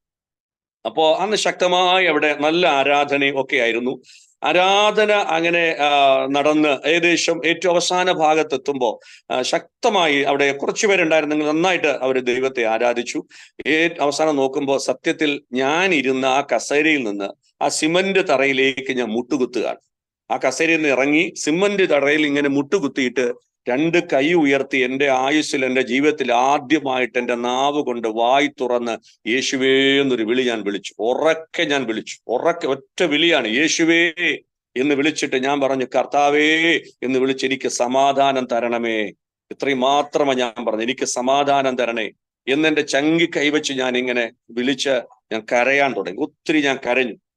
അത് കണ്ടപ്പോൾ ഒരു ദൈവദാസൻ എൻ്റെ അടുക്കൽ വന്ന് എന്നെ പിടിച്ചെഴുന്നേപ്പിച്ച് എൻ്റെ തലയിൽ കൈവച്ച് എനിക്ക് വേണ്ടി പ്രാർത്ഥിച്ചിട്ട് പറഞ്ഞു, കർത്താവ് ഒത്തിരി സ്നേഹിക്കുന്നുണ്ട്, ദൈവം താങ്കളുടെ അവസ്ഥക്കെല്ലാം മാറ്റം വരുത്തും എന്ന് പറഞ്ഞു. Price the Lord. ആ സമയത്ത് എന്തോ ഒരു ശക്തി എന്നിൽ നിന്ന് വിട്ടുപോവുകയും അതിനേക്കാൾ വലിയൊരു ശക്തി എന്നിലേക്ക് വരുന്ന ഒരു അനുഭവം ഉണ്ടായി. എനിക്കൊരു വലിയ ബലം ലഭിച്ചതുപോലെ ഒരു അനുഭവം എൻ്റെ ഹൃദയത്തിലും എൻ്റെ ശരീരത്തിലും എനിക്ക് അത് അനുഭവിക്കാൻ കഴിഞ്ഞു. എനിക്ക് ഭയങ്കരമായ സന്തോഷത്തോടെയാണ് സത്യത്തിൽ ഞാൻ അവിടുന്ന് തിരിച്ചു പോരുന്നത്. പോരാൻ നേരത്ത് അവിടുന്ന് ഒരു ബ്രദർ ഒരു ഗിഡിയൻസിന്റെ ഒരു ബൈബിൾ, പുതിയ നിയമം ബൈബിൾ എൻ്റെ കയ്യിൽ തന്നിട്ട് പറഞ്ഞു, ബ്രദർ ഇത് വീട്ടിൽ പോയി എന്നും വായിക്കണം എന്ന് പറഞ്ഞു. അപ്പൊ ആദ്യമായിട്ടാണ് ഒരു ബൈബിൾ ഇങ്ങനെ കൈകൊണ്ട് വാങ്ങുന്നത്. എൻ്റെ വൈഫിന്റെ കൂടെയൊക്കെ ഈ കാത്തലിക് ചർച്ചിലൊക്കെ ഞാൻ എന്നെ കൊണ്ടുപോകും. പോകുന്ന സമയത്ത് ഈ ബൈബിളൊക്കെ കാണുമ്പോൾ ഞാൻ പെട്ടെന്ന് തുറന്നിട്ട് ഞാൻ അത് അകത്ത് വെക്കും. കാരണം ആരാണ്ടൊക്കെ പറഞ്ഞിട്ടുണ്ട്, അത് തുറന്ന് ഒരു വാക്യം വായിച്ച പൂർണ്ണമായിട്ടും ആ അധ്യായം മുഴുവൻ വായിക്കണം, ഇല്ലെങ്കിൽ ദൈവം ശിക്ഷിക്കും.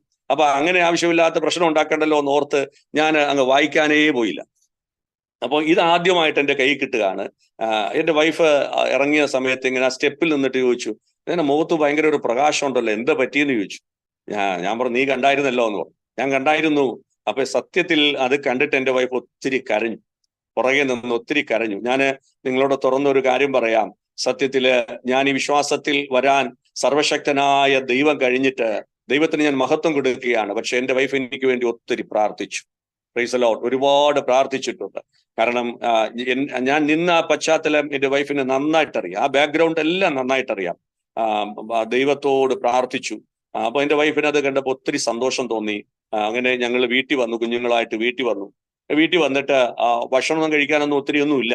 അപ്പൊ അതൊന്നും ചെയ്യാതെ തന്നെ പെട്ടെന്ന് ഞാൻ ഈ ബൈബിള് എടുത്ത് തുറന്ന് നോക്കിയപ്പോ എൻ്റെ ജീവിതത്തിൽ ആദ്യം എനിക്ക് കിട്ടിയൊരു വാക്യം മത്തായി സുവിശേഷം 6:33. മത്തായി സുവിശേഷം 6:33. മുമ്പേ അവന്റെ രാജ്യവും നീതിയും അന്വേഷിപ്പിൻ, അതോടുകൂടി ഇതൊക്കെ ലഭിക്കും. പ്രിയപ്പെട്ടവരെ, ഞാൻ ആ വാക്യം വായിച്ചു എന്നുള്ളതല്ലാതെ അതിന്റെ അർത്ഥം എന്താണെന്നോ അതുകൊണ്ടുള്ള ഉദ്ദേശം എന്താണെന്നോ ഒന്നും എനിക്ക് ആ സമയത്ത് അറിയത്തില്ലായിരുന്നു. അപ്പൊ എൻ്റെ വൈഫ് അങ്ങനെ ഒരു ബാക്ക്ഗ്രൗണ്ടിൽ വന്ന ആളാണെങ്കിൽ പോലും എൻ്റെ വൈഫിനോട് ചോദിച്ചു, എന്താണ് ഈ രാജ്യം നീതി എന്നൊക്കെ പറഞ്ഞാൽ. സത്യത്തിൽ എൻ്റെ വൈഫിനും അറിയത്തില്ലായിരുന്നു. അങ്ങനെ വായിച്ച് അതങ്ങ് മടക്കി വെച്ചു. അത്രയും മാത്രം വായിച്ചിട്ട് അങ്ങ് മടക്കി വെച്ചു. പക്ഷെ ഇന്ന് ഈ നല്ല ദിവസത്തിൽ ഞാൻ ദൈവത്തിന് മഹത്വം കൊടുത്തുകൊണ്ട് പറയാം, ആ രാജ്യത്തിലെ നീതിയും സന്തോഷവും സമാധാനവും അനുഭവിക്കുക മാത്രമല്ല, ആ രാജ്യത്തിന്റെ വക്താക്കളാക്കി മാറ്റാൻ, എന്നെയും എൻ്റെ കുടുംബത്തെയും മാറ്റാൻ സർവശക്തനായ ദൈവം കരുണ ചെയ്തു. ഞങ്ങൾ ഇന്ന് അഭിമാനത്തോടുകൂടെ സന്തോഷത്തോടുകൂടെ പറയാം, ഞങ്ങൾ ആ രാജ്യത്തിന്റെ വക്താക്കളാണ്. ദൈവത്തിന് സ്തോത്രം. ദൈവരാജ്യം ഭക്ഷണവും പാനീയവുമല്ല, നീതിയും സമാധാനവും പരിശുദ്ധാത്മാവിൽ സന്തോഷവും. ഭക്ഷണവും പാനീയവും ഉണ്ടായിട്ട് കാര്യമില്ല, കോടിക്കണക്കിന് പണം ഉണ്ടായിട്ട് കാര്യമില്ല. ഇന്നല്ലെങ്കിൽ നാളെ ഈ പണമെല്ലാം കടലാസ് കഷണങ്ങൾക്ക് തുല്യമായി മാറും. പക്ഷേ ദൈവരാജ്യം നമ്മുടെ ജീവിതത്തിൽ ഉണ്ടെങ്കിൽ, ആ സന്തോഷം നമ്മുടെ ജീവിതത്തിൽ ഉണ്ടെങ്കിൽ, ആ സമാധാനം നമ്മുടെ ജീവിതത്തിൽ ഉണ്ടെങ്കിൽ, പ്രിയപ്പെട്ടവരെ, അതാണ് ദൈവം തരുന്ന സകല ബുദ്ധിയും കവിയുന്ന സമാധാനം എന്ന് പറഞ്ഞാൽ. ഞങ്ങൾ ഇന്ന് അത് അനുഭവിക്കുന്നത് ഓർത്ത് ഞാൻ എൻ്റെ ദൈവത്തിന് സ്തോത്രം ചെയ്യുന്നു, മഹത്വം കൊടുക്കുകയാണ്. അങ്ങനെ പിന്നീടുള്ള എല്ലാ കൂട്ടായ്മയിലും ഞാൻ മുടക്കം കൂടാതെ കടന്നുപോയി. അങ്ങനെ എൻ്റെ വൈഫാണ് ആദ്യം സ്നാനപ്പെടുന്നത്. സ്നാനപ്പെട്ട് കഴിഞ്ഞിട്ട് ഏപ്രിൽ മാസം വൈഫ് സ്നാനപ്പെടുന്നു. ആ സമയത്ത് എനിക്ക് അത്ര വലിയ ഒരു സന്തോഷം ഉണ്ടായില്ല. കാരണം ഞാൻ സ്നാനപ്പെട്ട് എൻ്റെ ധാരണ ഒരു മതത്തിലോട്ട് ചേരാൻ പോവാണെന്നുള്ള രീതിയിലാണ്. പക്ഷെ എനിക്കതൊന്നും അറിയത്തില്ല. പിന്നീട് എന്നെ കാര്യങ്ങളൊക്കെ പറഞ്ഞ് മനസ്സിലാക്കി. എന്തായാലും 2007 മെയ് മാസം 12-ാം തീയതി, ഞാൻ അതിന്റെ അനുഭവം കൂടെ ഞാൻ പറയാം. ഞാനായിരുന്ന കൂട്ടായ്മയിൽ സ്നാനം നടക്കുക. അപ്പോ ഒരു കുറച്ചു പേരേ ഉള്ളൂ, 3-4 പേര് സ്നാനപ്പെടാൻ തീരുമാനമെടുത്ത് എല്ലാം റെഡിയായി വെച്ചു. ദൈവദാസൻ വീണ്ടും ചോദിച്ചു, ഇനി ആർക്കെങ്കിലും സ്നാനപ്പെടാൻ താല്പര്യമുണ്ടോ? കാര്യങ്ങളെല്ലാം പറഞ്ഞിട്ട് സത്യം ഞാൻ ഓടി അദ്ദേഹത്തിന്റെ അടുക്കൽ ചെന്നിട്ട് പറഞ്ഞു, നാളെ ഞാനും സ്നാനപ്പെടുവാന്ന് പറഞ്ഞു. ആരും എന്നെ നിർബന്ധിച്ചിട്ടല്ല, ആരുടെയും പ്രേരണയിലല്ല. ഞാൻ ദൈവദാസന്റെ അടുക്കൽ പോയി പറഞ്ഞു, എനിക്കും സ്നാനപ്പെടണം എന്ന് പറഞ്ഞ്. അത് കേട്ടപ്പോ ഞാൻ പറഞ്ഞില്ല, എൻ്റെ വൈഫ് ഒത്തിരി കരയുകയും കൂടെ ചെയ്തു. അങ്ങനെ 2007 മെയ് മാസം 12-ാം തീയതി പിതാവിന്റെയും പുത്രന്റെയും പരിശുദ്ധാത്മാവിന്റെ നാമത്തിൽ ഞാൻ സ്നാനപ്പെട്ട് എൻ്റെ കർത്താവിനോട് ചേരുവാനിടയായിത്തീർന്നു. Price the Lord. കർത്താവ് എനിക്ക് അങ്ങനെ ഒരു ഭാഗ്യം തന്നു. അത് കഴിഞ്ഞ് ഞങ്ങളെ വിശ്വസ്തയോടെ ആ കൂട്ടായ്മയിൽ അവിടെ തുടർന്നു പോകുന്നു. നിങ്ങളെ കൊണ്ട് കഴിയുന്നത് പോലെ ചർച്ചിനോട് ചേർന്ന് ദൈവരാജ്യത്തിനു വേണ്ടി അധ്വാനിച്ചു. ഒരുപാട് ഭവനങ്ങളിൽ ചെന്ന് ഞങ്ങളുടെ ജീവിതാനുഭവങ്ങൾ പറഞ്ഞ് ആത്മാക്കളെ നേടുവാൻ കർത്താവ് സഹായിച്ചു. ശേഷം ഞാൻ പറയട്ടെ പ്രിയപ്പെട്ടവരെ, 2009 ജൂൺ മാസം 6-ാം തീയതി ദൈവം തന്ന ഒരു നിയോഗവും ദർശനവും പ്രകാരം ഞങ്ങൾ തൊടുപുഴയിൽ ഒരു സഭയുടെ പ്രവർത്തനം ആരംഭിച്ചു. കർത്താവ് എന്നോട് വ്യക്തമായിട്ടും എന്നോടും എൻ്റെ വൈഫിനോടും ഇടപെട്ടു, നിങ്ങൾ തൊടുപുഴയിൽ ഒരു പ്രവർത്തനം തുടങ്ങണം, ദൈവവേലയ്ക്ക് വേണ്ടി നിങ്ങളുടെ ജീവിതത്തെ സമർപ്പിക്കണം. അതിന് മുഖാന്തരം ഒരുങ്ങിയത് അതിന് തൊട്ടു മുമ്പുള്ള ഒരു വീട്ടിൽ നടന്ന ഉപവാസ പ്രാർത്ഥനയാണ്. ഒരു കൊച്ചു കൂട്ടായ്മയാണ്, ആകെ ഒരു 5-6 പേരേ ഉള്ളൂ. ഒരു കർത്താവിന്റെ ദാസൻ അദ്ദേഹം ഇങ്ങനെ ഏഷ്യ പ്രവാചകന്റെ പുസ്തകം വായിച്ചിട്ട് അല്പസമയം അതിൽ നിന്ന് പ്രസംഗിച്ചിട്ട് അദ്ദേഹം ആഹ്വാനം ചെയ്തു, ആർ എനിക്ക് വേണ്ടി പോകും? ആ ശബ്ദം എൻ്റെ ചെവിക്കകത്ത്, എൻ്റെ ഹൃദയത്തിനകത്ത് മുഴങ്ങി. ദൈവവേലയ്ക്ക് വേണ്ടി തയ്യാറുള്ള ആരുണ്ട് എന്ന് ചോദിച്ചപ്പോൾ വേറെ ആരും അവിടെ ഇല്ലായിരുന്നു. ഞാനും എൻ്റെ വൈഫും കൂടെ ആ ദൈവദാസന്റെ അടുക്കൽ ചെന്നിട്ട് പറഞ്ഞു, കർത്താവിന്റെ വേല ചെയ്യാൻ ഞങ്ങൾ ആഗ്രഹിക്കുകയാണ്. അദ്ദേഹം ഞങ്ങൾക്ക് വേണ്ടി തലയിൽ കൈവച്ച് പ്രാർത്ഥിച്ച് കർത്താവിന്റെ വേലയ്ക്ക് വേണ്ടി ഞങ്ങൾ വേർതിരിച്ചു. അങ്ങനെ 2009 ജൂൺ മാസം 6-ാം തീയതി തൊടുപുഴയിൽ ഒരു പ്രവർത്തനം ആരംഭിച്ചു. ഒരു ഹാള് ഞങ്ങൾ വാടകയ്ക്ക് എടുത്ത് അഡ്വാൻസ് ഒക്കെ കൊടുത്ത്, അതൊക്കെ വലിയൊരു സാക്ഷ്യമാണ്. കാരണം ഹോൾ എടുക്കാനോ അഡ്വാൻസ് കൊടുക്കാനോ ഒന്നും ഒറ്റ രൂപ പോലും എൻ്റെ കയ്യിലില്ലായിരുന്നു. എൻ്റെ വൈഫ് ഭയങ്കരമായൊരു പ്രോത്സാഹനം തന്നു, നമുക്ക് വിശ്വാസത്താൽ അങ്ങ് തുടങ്ങാം. അങ്ങനെ ഒരു ആദ്യത്തെ സൺഡേയിൽ ഞാൻ ഒരാഴ്ചത്തെ അവധി ഇതിന്റെ ഉടമസ്ഥനോട് പറഞ്ഞു, നമ്മൾ ഒറ്റ ആഴ്ചക്കുള്ളിൽ ഞാൻ സെക്യൂരിറ്റി തന്നേക്കാം എന്ന് പറഞ്ഞ് അദ്ദേഹം സമ്മതിച്ചു. ആദ്യത്തെ സൺഡേയിൽ ആരാധനയിൽ കുറച്ച് ഒരു 2-3 ഞങ്ങളും എൻ്റെ അളിയനും കുടുംബമൊക്കെ ആ സമയത്ത് വിശ്വാസത്തിൽ വന്നു. അപ്പൊ അവരും ഞങ്ങളും മാത്രം ഉണ്ടായിരുന്നു. ഒരു സഹോദരൻ വന്നു, പോകാൻ നേരത്ത് എനിക്കൊരു സ്തോത്രമൊക്കെ തന്നു. ആ സ്തോത്രത്തിനകത്ത് എൻ്റെ ഹാളിന്റെ അഡ്വാൻസ് കൊടുക്കാനുള്ളതുണ്ടായിരുന്നു. ദൈവത്തിന് നന്ദിയോടെ സ്തോത്രം ചെയ്യുന്നു. അങ്ങനെ അത് കൊടുത്ത് ഞങ്ങളത് 2009 ജൂണിൽ മാസം 6-ാം തീയതി ഞങ്ങൾ അത് ആരംഭിച്ചു. കർത്താവിന്റെ കൃപയാൽ ഇന്ന് ഏകദേശം 15 വർഷത്തോളമായി ഏകദേശം 3 കുടുംബങ്ങളുമായിട്ടാണ് ഞങ്ങൾ ആരംഭിച്ചതെങ്കിൽ ദൈവത്തിന്റെ കൃപയാൽ ഇന്ന് 30-ലധികം കുടുംബങ്ങൾ തൊടുപുഴ പട്ടണത്തിൽ കർത്താവിനെ ആത്മാവിലും സത്യത്തിലും ആരാധിക്കുന്നു. അതോർത്ത് ഞാൻ ദൈവത്തിന് സ്തോത്രം ചെയ്യുന്നു. അങ്ങനെ എൻ്റെ ജീവിതത്തിലെ സകല അവസ്ഥകൾക്കും, ഞാൻ പറഞ്ഞല്ലോ, ഞാൻ ഒരു നേരത്തെ ഭക്ഷണം പോലും കഴിക്കാൻ പറ്റാത്തൊരു സാഹചര്യത്തിൽ വല്ലാതെ ഭാരപ്പെട്ട അവസ്ഥകൾക്കൊക്കെ ദൈവം മാറ്റം വരുത്തി. ഞാൻ എനിക്ക് ലഭിച്ച ഒരു ജോലി, അതായത് പ്രൈവറ്റ് ആയിട്ടൊരു ജോലിക്ക് ഞാൻ കടന്നുപോയി. മാത്രമല്ല, ആ ജോലിക്ക് കടന്നു പോകുമ്പോഴും ഞാൻ എൻ്റെ പ്രാർത്ഥനാ യോഗങ്ങളൊന്നും മുടക്കിയില്ല. എൻ്റെ കൂടെയുള്ള സഹോദരനോടൊപ്പം തന്നെ വൈകുന്നേരങ്ങളിലൊക്കെ വീടുകളിലൊക്കെ പ്രാർത്ഥിക്കാൻ പോവുകയും അതുപോലെ തന്നെ എന്നെ കൊണ്ട് അദ്ദേഹം സാക്ഷ്യം പറയിപ്പിക്കുകയും ഒക്കെ ചെയ്തു. എന്തായാലും എൻ്റെ സാഹചര്യങ്ങൾക്കെല്ലാം മാറ്റം വന്നു. ആ പഴയ അവസ്ഥകളിൽ നിന്നെല്ലാം ഒത്തിരി മാറ്റം ദൈവം വരുത്താനിടയായി. അങ്ങനെ ആ ജോലിയോടുള്ള ബന്ധത്തിൽ തന്നെ ഞാനിങ്ങനെ ദൈവദാസനോടൊപ്പം പോയി എന്നെ കൊണ്ട് കഴിയുന്നത് പോലെ കർത്താവിന്റെ വേലയിൽ അദ്ദേഹത്തോടൊപ്പം ചേർന്ന് പലയിടങ്ങളിലും പല സ്ഥലത്തും ഒക്കെ പോയി സാക്ഷ്യം പറഞ്ഞും ശുശ്രൂഷിച്ചും ഒക്കെ അങ്ങനെ മുൻപോട്ട് പോയി. അങ്ങനെയുള്ള നിലവാരത്തിലൊക്കെ ദൈവം എൻ്റെ സാഹചര്യങ്ങൾക്കൊക്കെ ഒരു മാറ്റം വരുത്തി. അങ്ങനെ മുൻപോട്ട് പോയി. അങ്ങനെയാണ് 2009 ദൈവം തന്ന നിയോഗപ്രകാരം, ദർശനപ്രകാരം തൊടുപുഴയിൽ ഞങ്ങളൊരു കൂട്ടായ്മ ആരംഭിക്കുന്നത്. അതിനു മുമ്പായിട്ട് ഞാനൊരു കാര്യം പറയാം. ഞാൻ പറഞ്ഞല്ലോ, എൻ്റെ മൂത്ത മോളുടെ കാര്യം ഞാൻ പറഞ്ഞു. ഈ കൈകൊണ്ട് വിഷം കൊടുത്ത് കൊല്ലാൻ ശ്രമിച്ച അതേ ഞാൻ തന്നെ 2011 നവംബർ 23-ാം തീയതി എൻ്റെ മോളെ തൊടുപുഴയിലുള്ള ഒരു ന്യൂ ഇന്ത്യ ചർച്ച് ഓഫ് ഗോഡിന്റെ സ്നാനക്കുളത്തിൽ ഇറക്കി പിതാവിന്റെയും പുത്രന്റെയും പരിശുദ്ധാത്മാവിന്റെയും നാമത്തിൽ സ്നാനപ്പെടുത്തുവാൻ കർത്താവ് എനിക്ക് കൃപ തന്നു. ഞാൻ അന്ന് എൻ്റെ മോളോട് ചോദിച്ചു, മോളെ, ഞങ്ങൾക്ക് ഈ IPCയിലൊക്കെ പരിചയമുള്ള പാസ്റ്റേഴ്സ് ഉണ്ട്, സീനിയറായി. ഞാൻ പറഞ്ഞു, അവരെ കൊണ്ട് സ്നാനപ്പെടുത്തട്ടെ എന്ന് പറഞ്ഞു. അപ്പൊ മോള് പറഞ്ഞു, വേണ്ട, എന്നെ അച്ഛൻ തന്നെ സ്നാനപ്പെടുത്തിയാൽ മതി എന്ന് പറഞ്ഞ്. പ്രിയപ്പെട്ടവരെ, ഈ കൈ കൊണ്ട് ഞാൻ എൻ്റെ കുഞ്ഞുങ്ങളെ കൊല്ലാൻ ശ്രമിച്ചതാണ്. പക്ഷേ അതേ കരം കൊണ്ട് തന്നെ എൻ്റെ കുഞ്ഞിന്റെ തലയിൽ കൈവച്ച് എൻ്റെ കുഞ്ഞിനു വേണ്ടി, അതായത് ഒരു സ്നാപകൻ സ്നാനാർത്ഥിക്ക് വേണ്ടി പ്രാർത്ഥിക്കും, മരണപര്യന്തം വിശ്വസ്തയായിരിക്കുക, ജീവകിരീടം പ്രാപിക്കും എന്ന് പറഞ്ഞ് സ്നാനപ്പെടുത്തി കഴിഞ്ഞപ്പോൾ സത്യത്തിൽ എൻ്റെ കണ്ണങ്ങ് നിറഞ്ഞു. ഞാൻ കരയാൻ തുടങ്ങി. എൻ്റെ കുഞ്ഞും അത് കണ്ടിട്ട് അവക്ക് കരച്ചിൽ വന്നു. കാരണം എന്നാണെന്നറിയാമോ പ്രിയപ്പെട്ടവരെ, ഈ കർത്താവായ യേശു ക്രിസ്തുവിനെ ഞങ്ങൾ അറിഞ്ഞില്ലായിരുന്നെങ്കിൽ, ഈ സുവിശേഷം എന്ന് പറയുന്ന ഈ അനുഗ്രഹീതമായ മാർഗത്തിൽ ഞങ്ങൾ വന്നില്ലായിരുന്നെങ്കിൽ, ഞങ്ങൾ 4 പേരും എവിടെയെങ്കിലും ഒരു പഞ്ചായത്തിന്റെ ശ്മശാനത്തിലോ എവിടെയെങ്കിലും ആകട്ടെ, ആ ശവക്കുഴിക്കകത്ത് ഒടുങ്ങി തീരേണ്ട സ്ഥാനത്താണ് കർത്താവായ യേശു ക്രിസ്തു ഞങ്ങളെ സ്നാനക്കുളത്തിൽ ഇറക്കി ഒരു പുതിയ ജീവിതത്തിന് ഉടമയാക്കി കർത്താവ് ഞങ്ങളെ തീർത്തത്. അതുകൊണ്ട് അറിയാതെ ഞങ്ങൾ ദൈവത്തിന് സ്തോത്രം ചെയ്തു, ദൈവത്തിന് മഹത്വം കൊടുത്തു. അത് കഴിഞ്ഞ് എൻ്റെ മോനും സ്നാനപ്പെട്ടു. ഞങ്ങൾ 4 പേര് സ്നാനപ്പെട്ടു. ദൈവത്തിന്റെ കൃപയാല് 2009 ജൂൺ മാസം 6-ാം തീയതി ഞങ്ങൾ കൂട്ടായ്മ ആരംഭിച്ചു. ദൈവം ഒത്തിരി അത്ഭുതങ്ങൾ ഞങ്ങളുടെ ജീവിതത്തിൽ ചെയ്തു. ഞാൻ പറഞ്ഞല്ലോ, ദൈവത്തിന്റെ കൃപയാൽ ഇന്ന് ഒരു സൺഡേയിൽ 2 വർഷിപ്പ് നടക്കുന്നുണ്ട്. രാവിലെ മോർണിംഗ് വർഷിപ്പ് ഉണ്ട്, അത് കഴിഞ്ഞ് 10 മണിക്കുള്ള വർഷിപ്പ് ഉണ്ട്.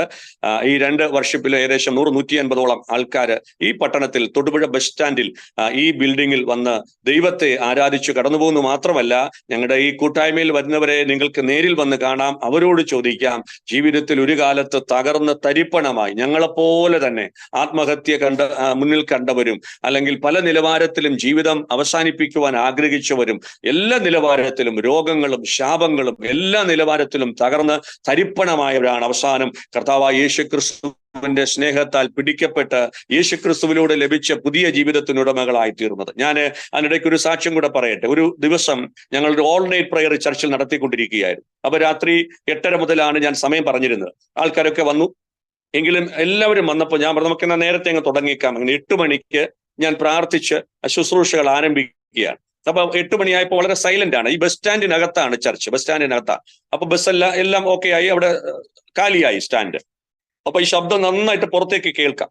അപ്പൊ ഞാൻ പ്രാർത്ഥിച്ചിട്ട് ആദ്യം ഒരു പാട്ടുപാടി. ഞാൻ ഇന്നും ഓർക്കുന്നു, സർവ്വ നന്മകൾക്കും സർവ്വദാനങ്ങൾക്കും ഉറവിടമായ ആ കർത്താവിനെ കുറിച്ച് അങ്ങനെ പാടിക്കൊണ്ട് അങ്ങനെ പാട്ടിങ്ങനെ തുറന്നു പോകുന്ന സമയത്ത് ഒരു ചെറുപ്പക്കാരൻ ഇങ്ങനെ കയറി വന്നു. നല്ല ഫുൾ സ്ലീവില് ഇൻ ചെയ്തൊക്കെ നല്ല ഒരു ചെറുപ്പക്കാരൻ വന്ന് ഏറ്റവും പുറകെ വന്നിരുന്നിട്ട് ഞാൻ ഈ പാട്ട് പാടിക്കൊണ്ടിരിക്കുകയും ചെയ്യുന്നുണ്ട്. പുള്ളി ഒത്തിരി കരയുക, നല്ല ശബ്ദത്തിൽ കരയുക. അപ്പോ സത്യത്തിൽ എന്റെ പാട്ടിനേക്കാളും അദ്ദേഹത്തിന്റെ കരച്ചിലിന്റെ ശബ്ദമാ ഉയർന്നു കേട്ടത്. അപ്പോൾ നമുക്കൊരു ചെറിയ ബുദ്ധിമുട്ട് തോന്നി. ഇത് ചില സമയത്ത് ഈ ബസ് സ്റ്റാൻഡ് ആയതുകൊണ്ട് ഈ മദ്യപിക്കുന്ന ആൾക്കാരൊക്കെ കയറി വരും. ഇതുപോലെ കുറച്ചു നേരം വന്നിരിക്കും, അവര് ഇങ്ങനെ ഇറങ്ങിപ്പോകും.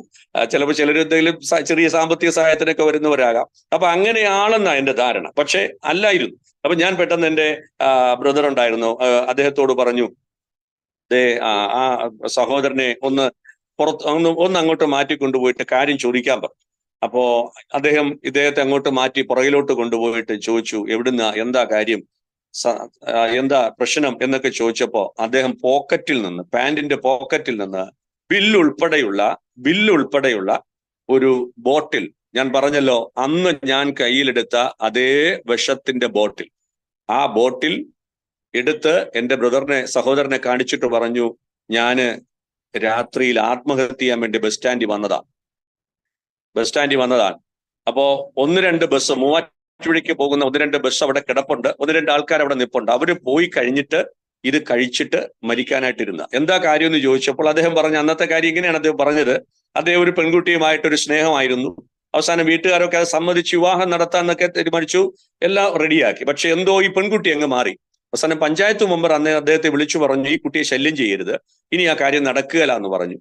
അതിന്റെ ആ ഒരു ഷോക്കിലാണ് താന് ഈ സംഭവം ആത്മഹത്യ ചെയ്യാൻ വേണ്ടി തീരുമാനിച്ചു. അപ്പൊ താൻ പറഞ്ഞു, ആ ബസ്സൊക്കെ പോയി കഴിഞ്ഞതിന് ശേഷം ഞാനിത് കഴിച്ചിട്ട് മരിക്കാനിരുന്നതാ. അപ്പോഴാണ് നിങ്ങളുടെ ഇങ്ങനെ പാട്ട് ഞാൻ കേൾക്കുന്നത്, കയ്യടിയും പാട്ടും ഒക്കെ ഞാൻ കേട്ടു. അപ്പം വളരെ വ്യക്തമായിട്ട് കേൾക്കാൻ രാത്രിയാവുമ്പോ. അപ്പോ അതെന്താണെന്ന് അറിയാൻ വേണ്ടി എന്തോ ഇങ്ങോട്ട് കയറി വരാൻ ആരോ എന്നോട് പറഞ്ഞു. പുള്ളി പറയുകയാണ്, ആരോ എന്നോട് പറഞ്ഞു, അങ്ങനെ ഞാൻ കയറി വന്നതാന്ന് പറഞ്ഞു. പെട്ടെന്ന് തന്നെ ഞങ്ങളത് മേടിച്ചു മാറ്റി വെച്ചിട്ട് അദ്ദേഹത്തിന്റെ അഡ്രസ്സൊക്കെ ചോദിച്ച്, ഫോൺ നമ്പറൊക്കെ ചോദിച്ച്, ഒരു ഹിന്ദു പശ്ചാത്തലത്തിലുള്ള ഒരു സഹോദരനാണ്, ചോദിച്ച് പെട്ടെന്ന് അദ്ദേഹത്തിന്റെ അമ്മാവന്മാരൊക്കെ വന്ന് അവര് വല്ലാത്തൊരു അവസ്ഥ. ഒരു 2 ജീപ്പ് നിറച്ച ആൾക്കാർ വന്നത്. അവര് വന്ന് ആ അമ്മ വന്നു പറഞ്ഞു, എന്റെ പാഷേ, നിങ്ങൾ ഇങ്ങനെ ഒരു പ്രാർത്ഥന ഇന്ന് നടത്തിയില്ലായിരുന്നെങ്കിൽ, രാത്രിയിൽ ഇവിടെ നടന്നില്ലായിരുന്നെങ്കിൽ നാളെ ആംബുലൻസ് കൊണ്ടുവന്ന് എന്റെ കുഞ്ഞിനെ കൊണ്ടുപോകേണ്ടി വന്നനെ.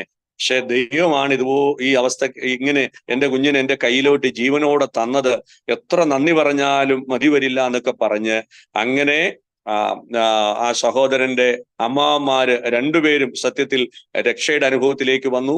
മാത്രമല്ല അവർ കുടുംബമായിട്ടിന്ന് കർത്താവിനെ ആരാധിക്കുന്നു. അദ്ദേഹത്തിന്റെ ജ്യേഷ്ഠൻ ഒരു പാസ്റ്ററാണ്. അങ്ങനെ ഒരു അനുഭവം.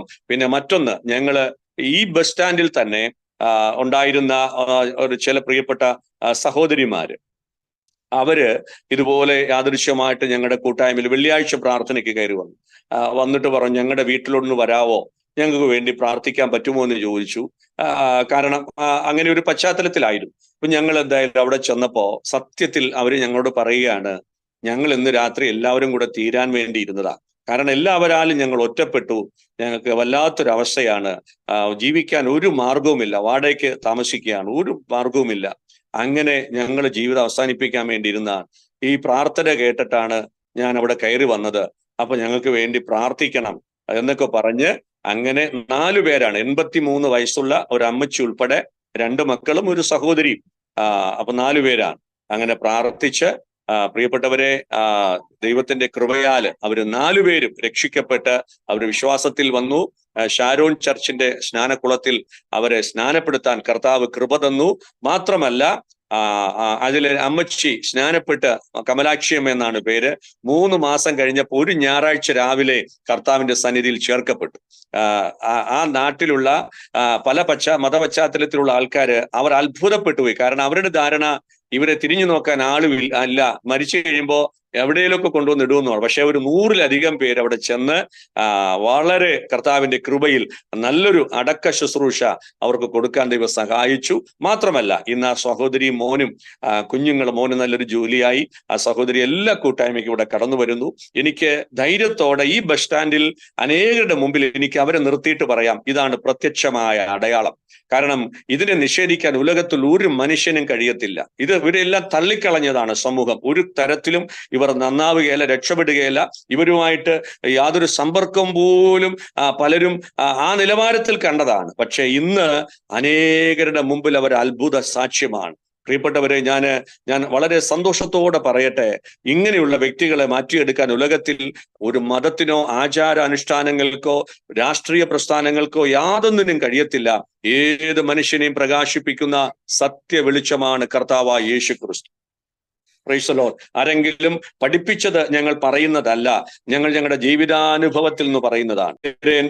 എന്റെ മൂത്ത മോള് സ്നാനപ്പെട്ടു. മാത്രമല്ല, ഞാൻ പറഞ്ഞല്ലോ, 7 വർഷം എന്റെ കുഞ്ഞിനെയും കൊണ്ട് പലയിടങ്ങളിലൊക്കെ, പല ഹോസ്പിറ്റലിലും, പല ഡോക്ടർമാരുടെ അടുക്കലും, എല്ലാ മെഡിക്കൽ വിഭാഗങ്ങളിലും ഒക്കെ പരീക്ഷിച്ചിട്ട് ഒന്നും ഒരു സൗഖ്യവും കിട്ടാതെ വന്ന സാഹചര്യത്തിൽ എന്റെ കുഞ്ഞ് വിശ്വാസത്തിൽ വന്ന് അവള് സ്നാനപ്പെട്ട് 3 മാസത്തിനുള്ളിൽ എന്റെ കർത്താവ് പൂർണ്ണമായിട്ടും എന്റെ കുഞ്ഞിനെ സൗഖ്യമാക്കി. ഈ ദൈവത്തിന്റെ കൃപയാല് എത്ര കിലോ കണക്കിന് ഐസ്ക്രീം മേടിച്ചു കൊടുത്താൽ അവൾക്ക് കുഴപ്പമില്ല. ഇന്നുവരെയും ഒരു ആന്റിബയോട്ടിക് മരുന്ന് മേടിച്ചു കൊടുക്കാൻ എന്റെ ദൈവം അനുവദിച്ചിട്ടില്ല.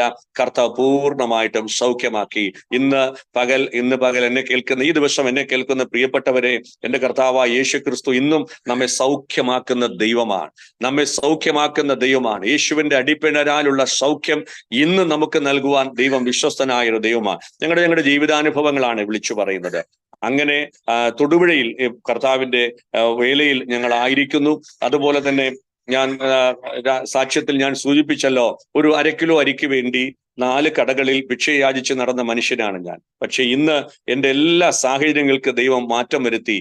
മാത്രമല്ല, ഇന്ന് ഞായറാഴ്ചകളില് എന്റെ ചർച്ചിൽ 2ാമത്തെ ആരാധന കഴിഞ്ഞ് ഉച്ചയ്ക്ക് 1 മണിക്ക് കടന്നു പോകുന്ന ജനം എല്ലാം ഞാൻ നിങ്ങളുടെ തുടങ്ങി അന്നു മുതൽ ഇന്ന് വരെയും ഉച്ചയ്ക്ക് ഇവിടുന്ന് ഭക്ഷണം കഴിച്ചിട്ട് ചോറോ കഞ്ഞിയോ ചിലപ്പോൾ ബിരിയാണിയോ എന്തെങ്കിലും ആകട്ടെ കഴിച്ചിട്ട് പോകുമ്പോൾ ഞാൻ പല സമയത്തും ഏറ്റവും അവസാനം ഞാൻ കഴിക്കുന്നത്, ഞാൻ ഇരുന്ന് കരഞ്ഞിട്ടുണ്ട്. കാരണം 1/2 കിലോ അരിക്ക് വേണ്ടി ഭിക്ഷയയച്ചു നടന്ന എന്റെ കരത്തിലൂടെ കർത്താവെ കുറച്ചു പേർക്കെങ്കിലും ഭക്ഷണം കൊടുക്കാൻ ദൈവം സഹായിച്ചല്ലോ എന്നോർത്ത് ഞാൻ ദൈവത്തിന് സ്തോത്രം ചെയ്യുന്നു. കോവിഡ് കാലം ഒഴികെ ബാക്കി എല്ലാ സമയവും തുടക്കം മുതൽ ഇന്ന് വരെയും ദൈവം അതിനുള്ള വഴികൾ ഇങ്ങനെ ഒരുക്കി തരുന്നുണ്ട്.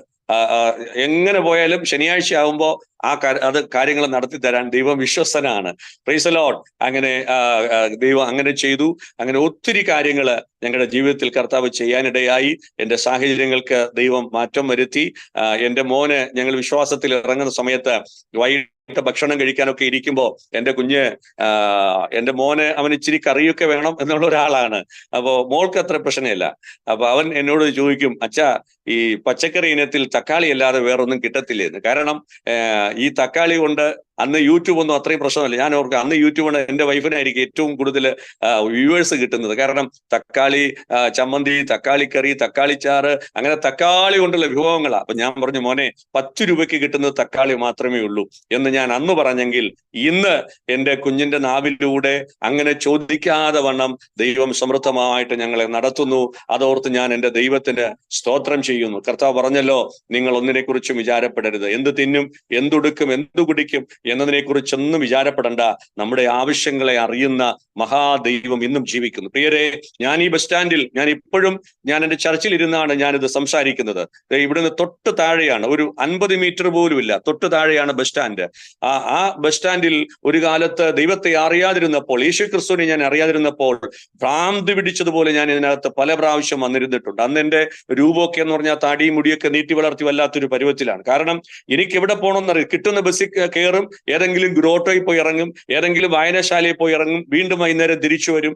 അങ്ങനെയായിരുന്നു എന്റെ അവസ്ഥ ഈ ബസ് സ്റ്റാൻഡിൽ. എന്നാൽ അതേ ബസ് സ്റ്റാൻഡിൽ, അതേ സ്ഥലത്ത് ഇന്ന് ഈ 15 വർഷമായിട്ട് എല്ലാ ഞായറാഴ്ചകളിലും പല യോഗങ്ങളിലും എന്റെ യേശു കർത്താവ് എന്റെ ജീവിതത്തെ രൂപാന്തരപ്പെടുത്തിയത്, എന്റെ യേശു എനിക്ക് നൽകിയ അത്ഭുത സാക്ഷ്യം ഘോഷിക്കുവാൻ കർത്താവ് എനിക്ക് കൃപ തന്നു. അതോർത്ത് ഞാൻ ദൈവത്തിന് സ്തോത്രം ചെയ്യുന്നു. എവിടെയാണോ ഞാൻ തകർന്നത്, എവിടെയാണോ ഞാൻ തകരപ്പെട്ടത്, എവിടെയാണോ ഭക്ഷണത്തിന് വേണ്ടി ഞാൻ അലഞ്ഞത്, എവിടെയാണോ ഭ്രാന്ത് പിടിച്ചവനെ പോലെ ഞാൻ നടന്നത്, ദൈവത്തിന്റെ പ്രവൃത്തി എന്റെ ജീവിതത്തിൽ വെളിപ്പെട്ടപ്പോൾ അതേ സ്ഥലത്ത് തന്നെ എന്നെ കർത്താവ് തന്റെ സാക്ഷിയായി നിർത്തി ഇത്രത്തോളം എന്റെ ജീവിതത്തിൽ ദൈവം ചെയ്യുന്നതോർത്ത് ഞാൻ എല്ലാ മഹത്വവും ദൈവത്തിന് കൊടുക്കുകയാണ്. അങ്ങനെ ഞങ്ങള് പ്രവർത്തനങ്ങൾ ആരംഭിച്ചു. മലബാറിൽ, കണ്ണൂരിൽ ഉൾപ്പെടെ ചില പ്രവർത്തനങ്ങളുണ്ട്. കർത്താവിന്റെ ഹിതം പോലെ ദൈവം അയക്കുന്നിടത്തെല്ലാം പോയി ഞാൻ സുവിശേഷം അറിയിക്കുകയും കർത്താവിനെ കുറിച്ച് പറയുകയും ഒക്കെ ചെയ്തുകൊണ്ടിരിക്കുന്നു. പ്രത്യേകിച്ച് എന്റെ വൈഫാണേലും സഹോദരിമാരുടെ ഇടയിൽ പെന്തക്കോസ്റ്റൽ ലേഡീസ് മിഷൻ PLM എന്ന് പറയുന്ന ഒരു സഹോദരിമാരുടെ കൂട്ടായ്മ നടത്തുന്നുണ്ട്. പലയിടങ്ങളിലും അവര് പോയി സുവിശേഷം അറിയിക്കുന്നു. ഇടുക്കി ജില്ലയില് 53 പഞ്ചായത്തുണ്ട്. അതിലൊരു പഞ്ചായത്ത്, ഇടമലക്കുടി എന്ന് പറയുന്ന ഒരു പഞ്ചായത്ത് ഒഴികെ അവിടേക്ക് പ്രവേശനം നിഷിദ്ധമാണ്. 52 പഞ്ചായത്തിലും എന്റെ വൈഫും ചില പ്രിയപ്പെട്ട സഹോദരിമാരും കൂടെ ചേർന്ന് ഒരു ചെറിയ സ്ട്രെയിഞ്ചറിന്റെ ബോക്സ് ഒക്കെ വാങ്ങി ഒരു ബിഗ് ഷോപ്പർ നിറച്ച് ട്രാക്റ്റുമായിട്ട് ഇങ്ങനെ കടന്നു ചെന്ന് പരസ്യങ്ങളും സുവിശേഷ പ്രവർത്തനങ്ങളും ഒക്കെ നടത്തുവാൻ കർത്താവ് സഹായിച്ചു. പല സ്ഥലത്തും ചിലപ്പോൾ ചില പ്രതികൂലങ്ങളൊക്കെ ഉണ്ടായെങ്കിലും പരിചിതരായ ദൈവദാസന്മാരുടെ ആലയത്തിൽ അല്ലെങ്കിൽ അവരുടെ ഭവനത്തിലൊക്കെ പാർത്തുകൊണ്ട് ഈ ജില്ല മുഴുവനും കടന്നുപോയി ദൈവം കൊടുത്തതുപോലെ ആ കൃപ അനുസരിച്ച് സുവിശേഷം പറയാൻ കർത്താവ് സഹായിച്ചു.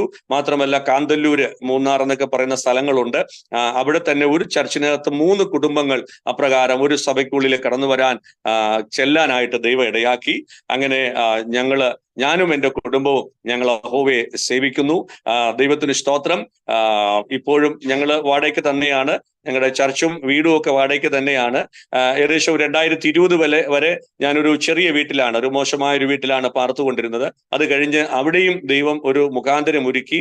ഒരു ദൈവദാസനിലൂടെ അദ്ദേഹം ഒന്ന് പറഞ്ഞു, ഈ മോശമായ വീട്ടിൽ നിന്ന് മാറണം, ഏത് സമയത്ത് താഴെ പോകാൻ സാധ്യതയുണ്ട്, പാസ്റ്റർ നല്ലൊരു വീട്ടിലേക്ക് മാറണം എന്ന് ഒരു രാവിലെ വന്നൊരു പ്രവചനം പറയുന്നത് പോലെ പറഞ്ഞു. കോവിഡ് സമയത്താണ്, പക്ഷെ ഒന്നും ചെയ്യാൻ പറ്റാത്തൊരവസ്ഥ. എങ്കിലും വിശ്വാസത്താൽ അങ്ങനെ മാറി ഇപ്പോൾ അവിടെയാണ് ഞങ്ങൾ താമസിക്കുന്നത്. ഞങ്ങള് നമുക്ക് കർത്താവിന്റെ ആലയത്തിനു വേണ്ടി ദൈവത്തിന്റെ ഹിതമാണെങ്കിൽ സ്വന്തമായ ഒരു ആലയത്തിനു വേണ്ടിയൊക്കെ ഞങ്ങൾ പ്രാർത്ഥിക്കുന്നുണ്ട്. ഇപ്പോൾ നമ്മൾ ഭീമമായ വാടക കൊടുത്താ പോകുന്നത്. ഇപ്പോൾ ഏകദേശം 10ഓളം പേര് ഇപ്പോൾ സ്നാനപ്പെടാനായിട്ട് നിൽക്കുന്നുണ്ട്. കഴിഞ്ഞ ദിവസം ഒരു മുസ്ലിം പശ്ചാത്തലത്തിലുള്ള ഒരു സഹോദരി ചർച്ചിൽ കടന്നു വന്നു.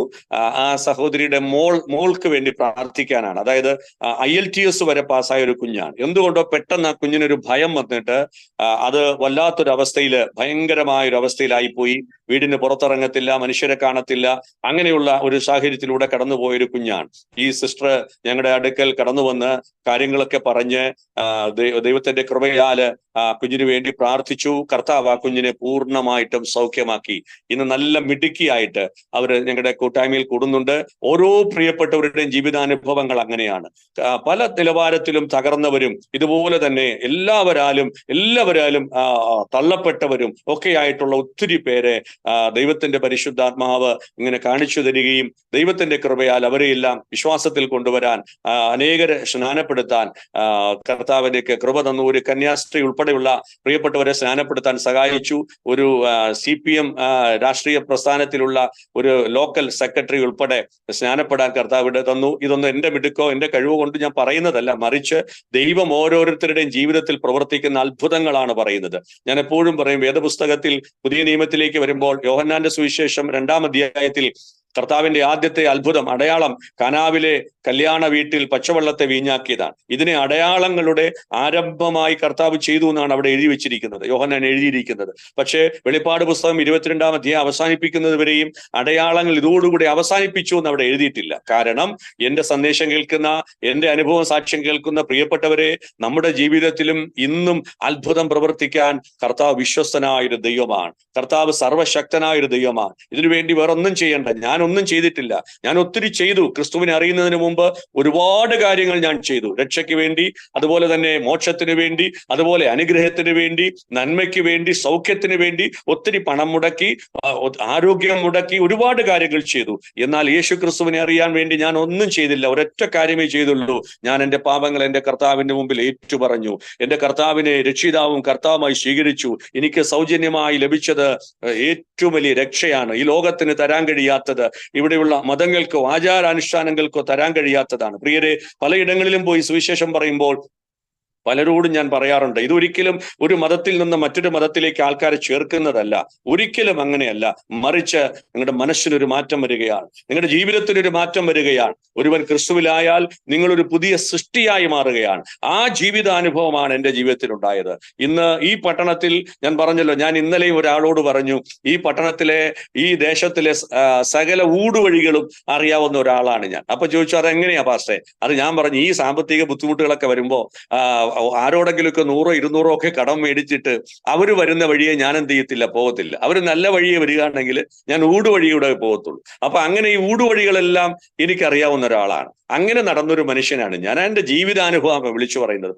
പത്രോസ് അപ്പോസ്തലൻ പറയുന്നത് പോലെ ഞങ്ങൾ അവന്റെ മഹിമ കണ്ട സാക്ഷികളാണ്. മഹിമ കണ്ട സാക്ഷികളാണ്. നിർമ്മിത കഥകളല്ല ഈ പറയുന്നത്. ഏതെങ്കിലും ഐതിഹ്യമോ അല്ലെങ്കിൽ ഇതിഹാസമോ ഒന്നും പറയുന്നതല്ല.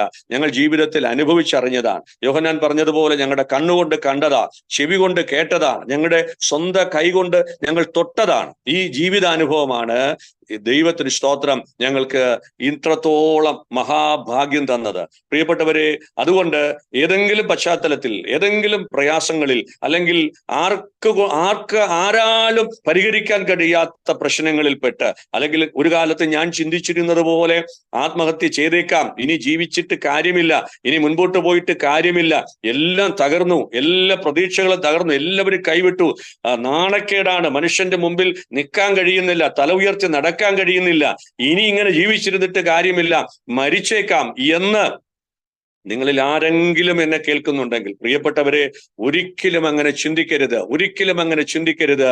നിങ്ങളെ രക്ഷിപ്പാൻ മതിയായവനാണ് കർത്താവായ യേശു ക്രിസ്തു. ആ കർത്താവിൽ നമ്മളൊന്ന് വിശ്വസിക്കാൻ തയ്യാറായാൽ, ആ കർത്താവിന് വേണ്ടി നമ്മുടെ ജീവിതത്തെ സമർപ്പിച്ചു കൊടുക്കാൻ തയ്യാറായാൽ, ഇന്ന് പകൽ വളരെ സന്തോഷത്തോടെ ഞാൻ പറയട്ടെ, എല്ലാ സാഹചര്യങ്ങൾക്കും പരിഹാരം വരുത്താൻ കർത്താവ് സർവശക്തനായൊരു ദൈവമാണ്. മാത്രമല്ല, ഈ കർത്താവിൽ വിശ്വസിക്കുമ്പോൾ ലഭിക്കുന്നത് ഈ ലോകത്തിലെ അനുഗ്രഹിക്കപ്പെട്ട ഒരു ജീവിതം മാത്രമല്ല കേട്ടോ. ഞാനൊരു കാലത്ത് പുനർജന്മത്തിലൊക്കെ വിശ്വസിച്ചിരുന്ന ഒരാളാണ്. മരിച്ചു കഴിഞ്ഞാല് നരനായിട്ടും നാരിയായിട്ടും നായായിട്ടും പക്ഷിയായിട്ടും പൂച്ചയായിട്ടും ഒക്കെ ജനിക്കും എന്ന ഒരു ചിന്ത എനിക്കുണ്ടായിരുന്നു. എന്നെ അങ്ങനെയാ പഠിപ്പിച്ചിരുന്നത്. അങ്ങനെയൊന്നുമല്ല. പക്ഷെ വിശുദ്ധ ബൈബിളിൽ കർത്താവായ യേശു ക്രിസ്തു പറയുന്നു, ഞാൻ തന്നെയാണ് വഴിയും സത്യവും ജീവനും, എന്നിലൂടെ അല്ലാതെ ആരും പിതാവിന്റെ അടുക്കലെത്തുകയില്ല, ആരും സ്വർഗത്തിലെത്തുകയില്ല. പ്രിയപ്പെട്ടവരെ, മരണാനന്തരം ഒരു ജീവിതമുണ്ട്. ഇവിടം കൊണ്ട് തീരുന്നതല്ല ജീവിതം. ഇത് കഴിഞ്ഞൊരു ജീവിതമുണ്ട്. ഏറിയാൽ 70 അല്ലെങ്കിൽ 80, ഇനി ബോണസ് തന്നാൽ 100, അതിനപ്പുറം ഉണ്ടാകത്തില്ല കേട്ടോ. പക്ഷെ അത് കഴിഞ്ഞൊരു ജീവിതമുണ്ട്. അതെന്നേക്കുമായിട്ടുള്ളൊരു ജീവിതമാണ്, നിത്യമായ ജീവിതമാണ്. നമ്മുടെ സംഖ്യകൾ കൊണ്ട് കണക്ക് കൂട്ടാൻ കഴിയാത്ത, കൈവിരൽ കൊണ്ട് കണക്ക് കൂട്ടാൻ കഴിയാത്ത ഒരു ജീവിതമുണ്ട്. ആ ജീവിതത്തിനാണ് നമ്മൾ പ്രാധാന്യം കൊടുക്കേണ്ടത്. ആ ജീവിതം ആരോടൊപ്പം ആയിരിക്കണം, എവിടെ ആയിരിക്കണം, എങ്ങനെയായിരിക്കണം എന്ന് തീരുമാനിച്ചുറപ്പേക്കേണ്ട ജീവിതമാണ് ഇപ്പോഴത്തെ ജീവിതം. ഈ ജീവിതത്തിൽ ഞാൻ ഈ കർത്താവിൽ വിശ്വസിക്കുമ്പോൾ ചിന്തിക്കരുത്, കേവലം ഇവിടെയുള്ള അനുഗ്രഹത്തിന് വേണ്ടി മാത്രം ഞാൻ യേശു ക്രിസ്തുവിനെ കണ്ടിറങ്ങിയ മനുഷ്യനല്ല. ഇവിടെ കർത്താവ് നമ്മളെ അനുഗ്രഹിക്കും. ഉറപ്പായിട്ടും നമുക്ക് ആവശ്യമായതെല്ലാം ദൈവം തരും. 100% ഉറപ്പാണ്. ഞാൻ പ്രാർത്ഥിക്കുന്നുണ്ട്, എനിക്ക് വീടില്ല, എനിക്ക് ചർച്ച സ്വന്തമായിട്ടില്ല എന്നോർത്തൊന്നും ഞാൻ ഭാരപ്പെടുന്നില്ല. Price the Lord. എന്റെ മോള് ജനിച്ച് 90ാമത്തെ ദിവസം വാടക വീട്ടിലോട്ട് മാറിയ ആളാണ്. ഇന്ന് ഞാൻ രാവിലെ ഇറങ്ങിയത് വാടക വീട്ടിൽ നിന്ന് തന്നെയാണ്. പക്ഷെ എനിക്ക് നല്ല ഉറപ്പുണ്ട്, എന്റെ ദൈവം വിശ്വസ്തനായൊരു ദൈവമാണ്. എന്റെ ആവശ്യങ്ങളെ എന്നെക്കാൾ അറിയാവുന്ന ഒരു കർത്താവിനെയാണ് ഞാൻ വിശ്വസിക്കുന്നതെങ്കിൽ ഞാൻ അതിനെക്കുറിച്ച് ചിന്തിക്കേണ്ട കാര്യമേ ഇല്ല. സമയാസമയങ്ങളിൽ നമുക്ക് വേണ്ടി ഇതെല്ലാം തരാൻ ദൈവം വിശ്വസ്തനാണ്. എന്നാൽ ഞാൻ ചിന്തിക്കേണ്ട ഒരു കാര്യമുണ്ട്. ബൈബിളിൽ എബ്രായ ലേഖനം 4-ാം അധ്യായത്തിൽ ഒരു വാക്യം പറയുന്നുണ്ട്, അവന്റെ സ്വസ്ഥതയിൽ പ്രവേശിപ്പാനുള്ള വാഗ്ദത്തം ശേഷിച്ചിരിക്കയാൽ നിങ്ങളിൽ ആർക്കെങ്കിലും അത് ലഭിക്കാതെ പോയി എന്ന് വരാതിരിപ്പാൻ നാം ഭയപ്പെടണം. കാരണം ഇത് കഴിഞ്ഞൊരു ജീവിതമുണ്ട്, ഇത് കഴിഞ്ഞൊരു ജീവിതമുണ്ട്, മരണാനന്തരം ഒരു ജീവിതമുണ്ട്. രണ്ട് വഴികളേ ഉള്ളൂ. ഇവിടെ നമുക്ക് രക്ഷപ്പെടാൻ ഒരുപാട് വഴികൾ കാണാം, അല്ലെ? ഇവിടുന്ന് മുങ്ങി വേറൊരിടത്തോട്ട് പോകാം, അവിടുന്ന് മുങ്ങി വേറൊരിടത്തോട്ട് പോകാം, അല്ലെ? ദൈവത്തിന് സ്തോത്രം. പണ്ട് ഇവിടെ ഉള്ള ആൾക്കാരെല്ലാം ഇവിടുന്ന് കുടിയേറി കണ്ണൂരും അല്ലെങ്കിൽ കുടകിലും മൈസൂരിലും ഒക്കെ പോയതുപോലെയൊക്കെ പോകാം, അല്ലെ? പക്ഷേ മരണാനന്തരം രണ്ട് വഴി, ഒന്ന് നരകം, മറ്റൊന്ന് സ്വർഗം. ദൈവത്തിന് സ്തോത്രം. നരകത്തിൽ പോകാനായിട്ടോ നരകത്തിൽ ആരെങ്കിലും കൊണ്ടുവന്നിടാനായിട്ടോ ഒന്നും കർത്താവ് ആഗ്രഹിക്കുന്നില്ല, യേശുക്രിസ്തു ആഗ്രഹിക്കുന്നില്ല. അത് ദൂതന്മാർക്ക്, പാപം ചെയ്ത ദൂതന്മാർക്ക് വേണ്ടി ഒരുക്കി വെച്ചിട്ടുള്ളതാണ്. എന്നാൽ ദൈവത്തിന് സ്തോത്രം, സ്വർഗത്തിൽ പോകണമെങ്കിൽ ഒരേ ഒരു വഴി കർത്താവായ യേശുക്രിസ്തുവിൽ വിശ്വസിക്കുക. ബൈബിൾ പറയുന്നു, കർത്താവായ യേശുക്രിസ്തുവിൽ വിശ്വസിച്ചാൽ നീയും നിന്റെ കുടുംബവും രക്ഷ പ്രാപിക്കും. ഞാൻ പറഞ്ഞല്ലോ, ഞാനല്ല വിശ്വാസത്തിന് വേണ്ടി ആദ്യം സ്റ്റെപ്പ് എടുത്തത്, ജീവിതം കൊടുത്തത്, തീരുമാനമെടുത്തത് എൻ്റെ വൈഫാണ്. എൻ്റെ വൈഫ് പല പ്രാവശ്യം കരഞ്ഞ് പ്രാർത്ഥിക്കുന്നത് ഞാൻ കേട്ടിട്ടുണ്ട്. സത്യസന്ധമായി ഞാൻ പറയുകയാണ്, പല ആവർത്തി ഞാൻ ഇരുന്ന് പ്രാർത്ഥിക്കുമ്പോൾ കളിയാക്കിയിട്ടുള്ള ഒരാളും കൂടിയാണ്. പക്ഷേ പിന്നീട് ദൈവത്തിന്റെ കരം എന്നെയും തേടി വന്നു എന്നുള്ളതാണ്. അതുകൊണ്ട് പ്രിയപ്പെട്ടവരെ, നാം വിശ്വസിച്ചാൽ നമ്മുടെ കുടുംബം അനുഗ്രഹിക്കപ്പെടും, നമ്മുടെ തലമുറകൾ അനുഗ്രഹിക്കപ്പെടും. ഇങ്ങനെ ഒരു മാർഗം, ആമേൻ, ആ വാതിൽ ഇന്നും ദൈവം തുറന്നിട്ടിരിക്കുകയാണ്, ആ കൃപയുടെ വാതിൽ. നോക്കുക, ഞങ്ങളൊക്കെ പ്രസംഗിക്കുമ്പോൾ ചിലർ പറയാറുണ്ട്, നിങ്ങൾ യേശു വരും, നാളെ വരും, യേശു വരും എന്ന് പറയുന്നിട്ട് യേശു വരുന്നില്ലല്ലോ. ഞാൻ ആ സഹോദരനോട് പറയാറുണ്ട്, സഹോദര, വരാതിരിക്കുന്നത് താങ്കൾക്ക് വേണ്ടിയാണ്. താങ്കളെയും കൂടെ ആ യേശുവിന്റെ കൂടെ കൊണ്ടുപോകണം. ആ യേശു ഒരുക്കിയ വാസസ്ഥലത്ത് താങ്കളും കൂടെ ഉണ്ടാകണം എന്ന് ആഗ്രഹിച്ചതുകൊണ്ട് ദീർഘക്ഷമയോടെ കാത്തിരിക്കുകയാണ്. അതിനെ ഒരിക്കലും നിസ്സാരവൽക്കരിക്കരുത്. അതേ സഹോദരങ്ങളെ, ഞാൻ പറയട്ടെ പ്രിയപ്പെട്ടവരെ, ഞാനായിരുന്ന ഒരു പശ്ചാത്തലം ഞാൻ നിങ്ങളോട് പറഞ്ഞല്ലോ. ജാതി നോക്കുന്ന, മതം നോക്കുന്ന, കുലം നോക്കുന്ന, ഗോത്രം നോക്കുന്ന, പ്രായം നോക്കുന്ന, വയസ്സ് നോക്കുന്ന, ID കാർഡ് മേടിച്ചു നോക്കുന്ന ഒരു അവസ്ഥയുണ്ടായിരുന്നു ഞങ്ങൾ ജീവിച്ചിരുന്ന ഒരു പശ്ചാത്തലത്തിൽ. പക്ഷെ ഇവിടെ നോക്കൂ, പത്രോസ് അപ്പോസ്തലൻ കൊർന്നല്യോസിന്റെ വീട്ടിൽ വന്ന് വായു തുറന്ന് പറഞ്ഞ ആദ്യത്തെ വാക്ക് ദൈവത്തിന് മുഖപക്ഷമില്ല എന്നുള്ളതാണ്. മുഖപക്ഷമില്ലാത്ത ഒരു ദൈവം, ജാതി നോക്കാതെ, മതം നോക്കാതെ, കുലം നോക്കാതെ, ഗോത്രം നോക്കാതെ, നിറം നോക്കാതെ, പണമുള്ളവനോ ഇല്ലാത്തവനോ, സമ്പന്നനോ ദരിദ്രനോ, പണ്ഡിതനോ പാമരനോ, പ്രായമോ സ്ത്രീയോ പുരുഷനോ, ഇതൊന്നും നോക്കാതെ ഏതൊരു മനുഷ്യനാകട്ടെ, അബ്ബാന്ന് വിളിച്ച്, അപ്പാന്ന് വിളിച്ച് അടുത്ത് ചെല്ലുമ്പോൾ നെഞ്ചോട് ചേർക്കുന്ന സ്നേഹസ്വരൂപനായ, കരുണാസമ്പന്നനായ ഒരേ ഒരു ദൈവം ഉലകത്തിലുണ്ടെങ്കിൽ അത് വിജയകുമാറിന്റെ ജീവിതത്തെ രൂപാന്തരപ്പെടുത്തിയ കർത്താവായ യേശുക്രിസ്തു മാത്രമാണ്. അതുകൊണ്ട് സധൈര്യം ഞങ്ങൾ വിളിച്ചു പറയും, തെരുവിൽ നിന്ന് ഞങ്ങൾ വിളിച്ചു പറയും, മറ്റൊരുവനിലും രക്ഷയില്ല. നാം രക്ഷിക്കപ്പെടുവാൻ ആകാശത്തിന് കീഴിൽ മനുഷ്യരുടെ ഇടയിൽ നൽകപ്പെട്ട ഏകനാമം കർത്താവായ യേശുക്രിസ്തുവിന്റെ നാമം മാത്രമാണ്. Price the Lord. ഞങ്ങള് മണിക്കൂറുകളൊക്കെ ഇങ്ങനെ നിന്ന് പ്രസംഗിക്കുമ്പോൾ പ്രിയപ്പെട്ടവരെ, ഞങ്ങളുടെ ജീവിതാനുഭവങ്ങളല്ല ഈ പറയുന്നത്. ധൈര്യത്തോടെ ഞങ്ങളുടെ ജീവിതത്തിൽ അനുഭവിച്ചതാണ്.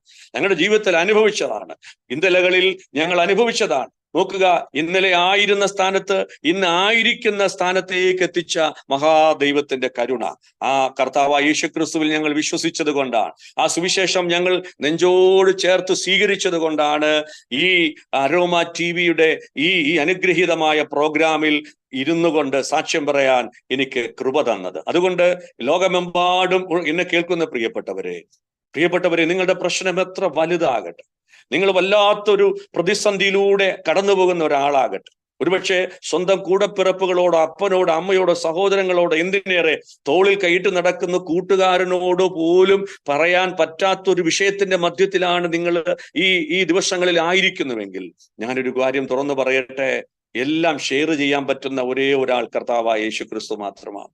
ആ കർത്താവിന്റെ മുമ്പാകെ ജീവിതം സമർപ്പിക്കണം. ആ കർത്താവിന് വേണ്ടി ജീവിതത്തെ വിട്ടുകൊടുക്കണം. ഇതിന് വേറെ ഒന്നും ചെയ്യണ്ട. ഞാൻ ഒരു കാലത്ത് ചെയ്തതുപോലെ നേർച്ച കാഴ്ചകൾ നടത്തണ്ട, ബലിതർപ്പണങ്ങൾ നടത്തണ്ട, മലകൾ കയറണ്ട, തീർത്ഥാടന കേന്ദ്രങ്ങൾ സന്ദർശിക്കണ്ട. മറിച്ച് ആയിരിക്കുന്ന ഇടത്ത് നിന്നുകൊണ്ട്, യേശുവേ, കർത്താവേ, ഞാനൊരു പാപിയാണ്, എൻ്റെ പാപത്തിന് പരിഹാരമായിട്ടാണ് അങ്ങ് കാൽവരി ക്രൂശിൽ മരിച്ചത്. ഞാനൊരു കാര്യം കൂടെ അതിൻ്റെ ഇടയ്ക്കൊന്ന് പറഞ്ഞോട്ടെ പ്രിയരെ.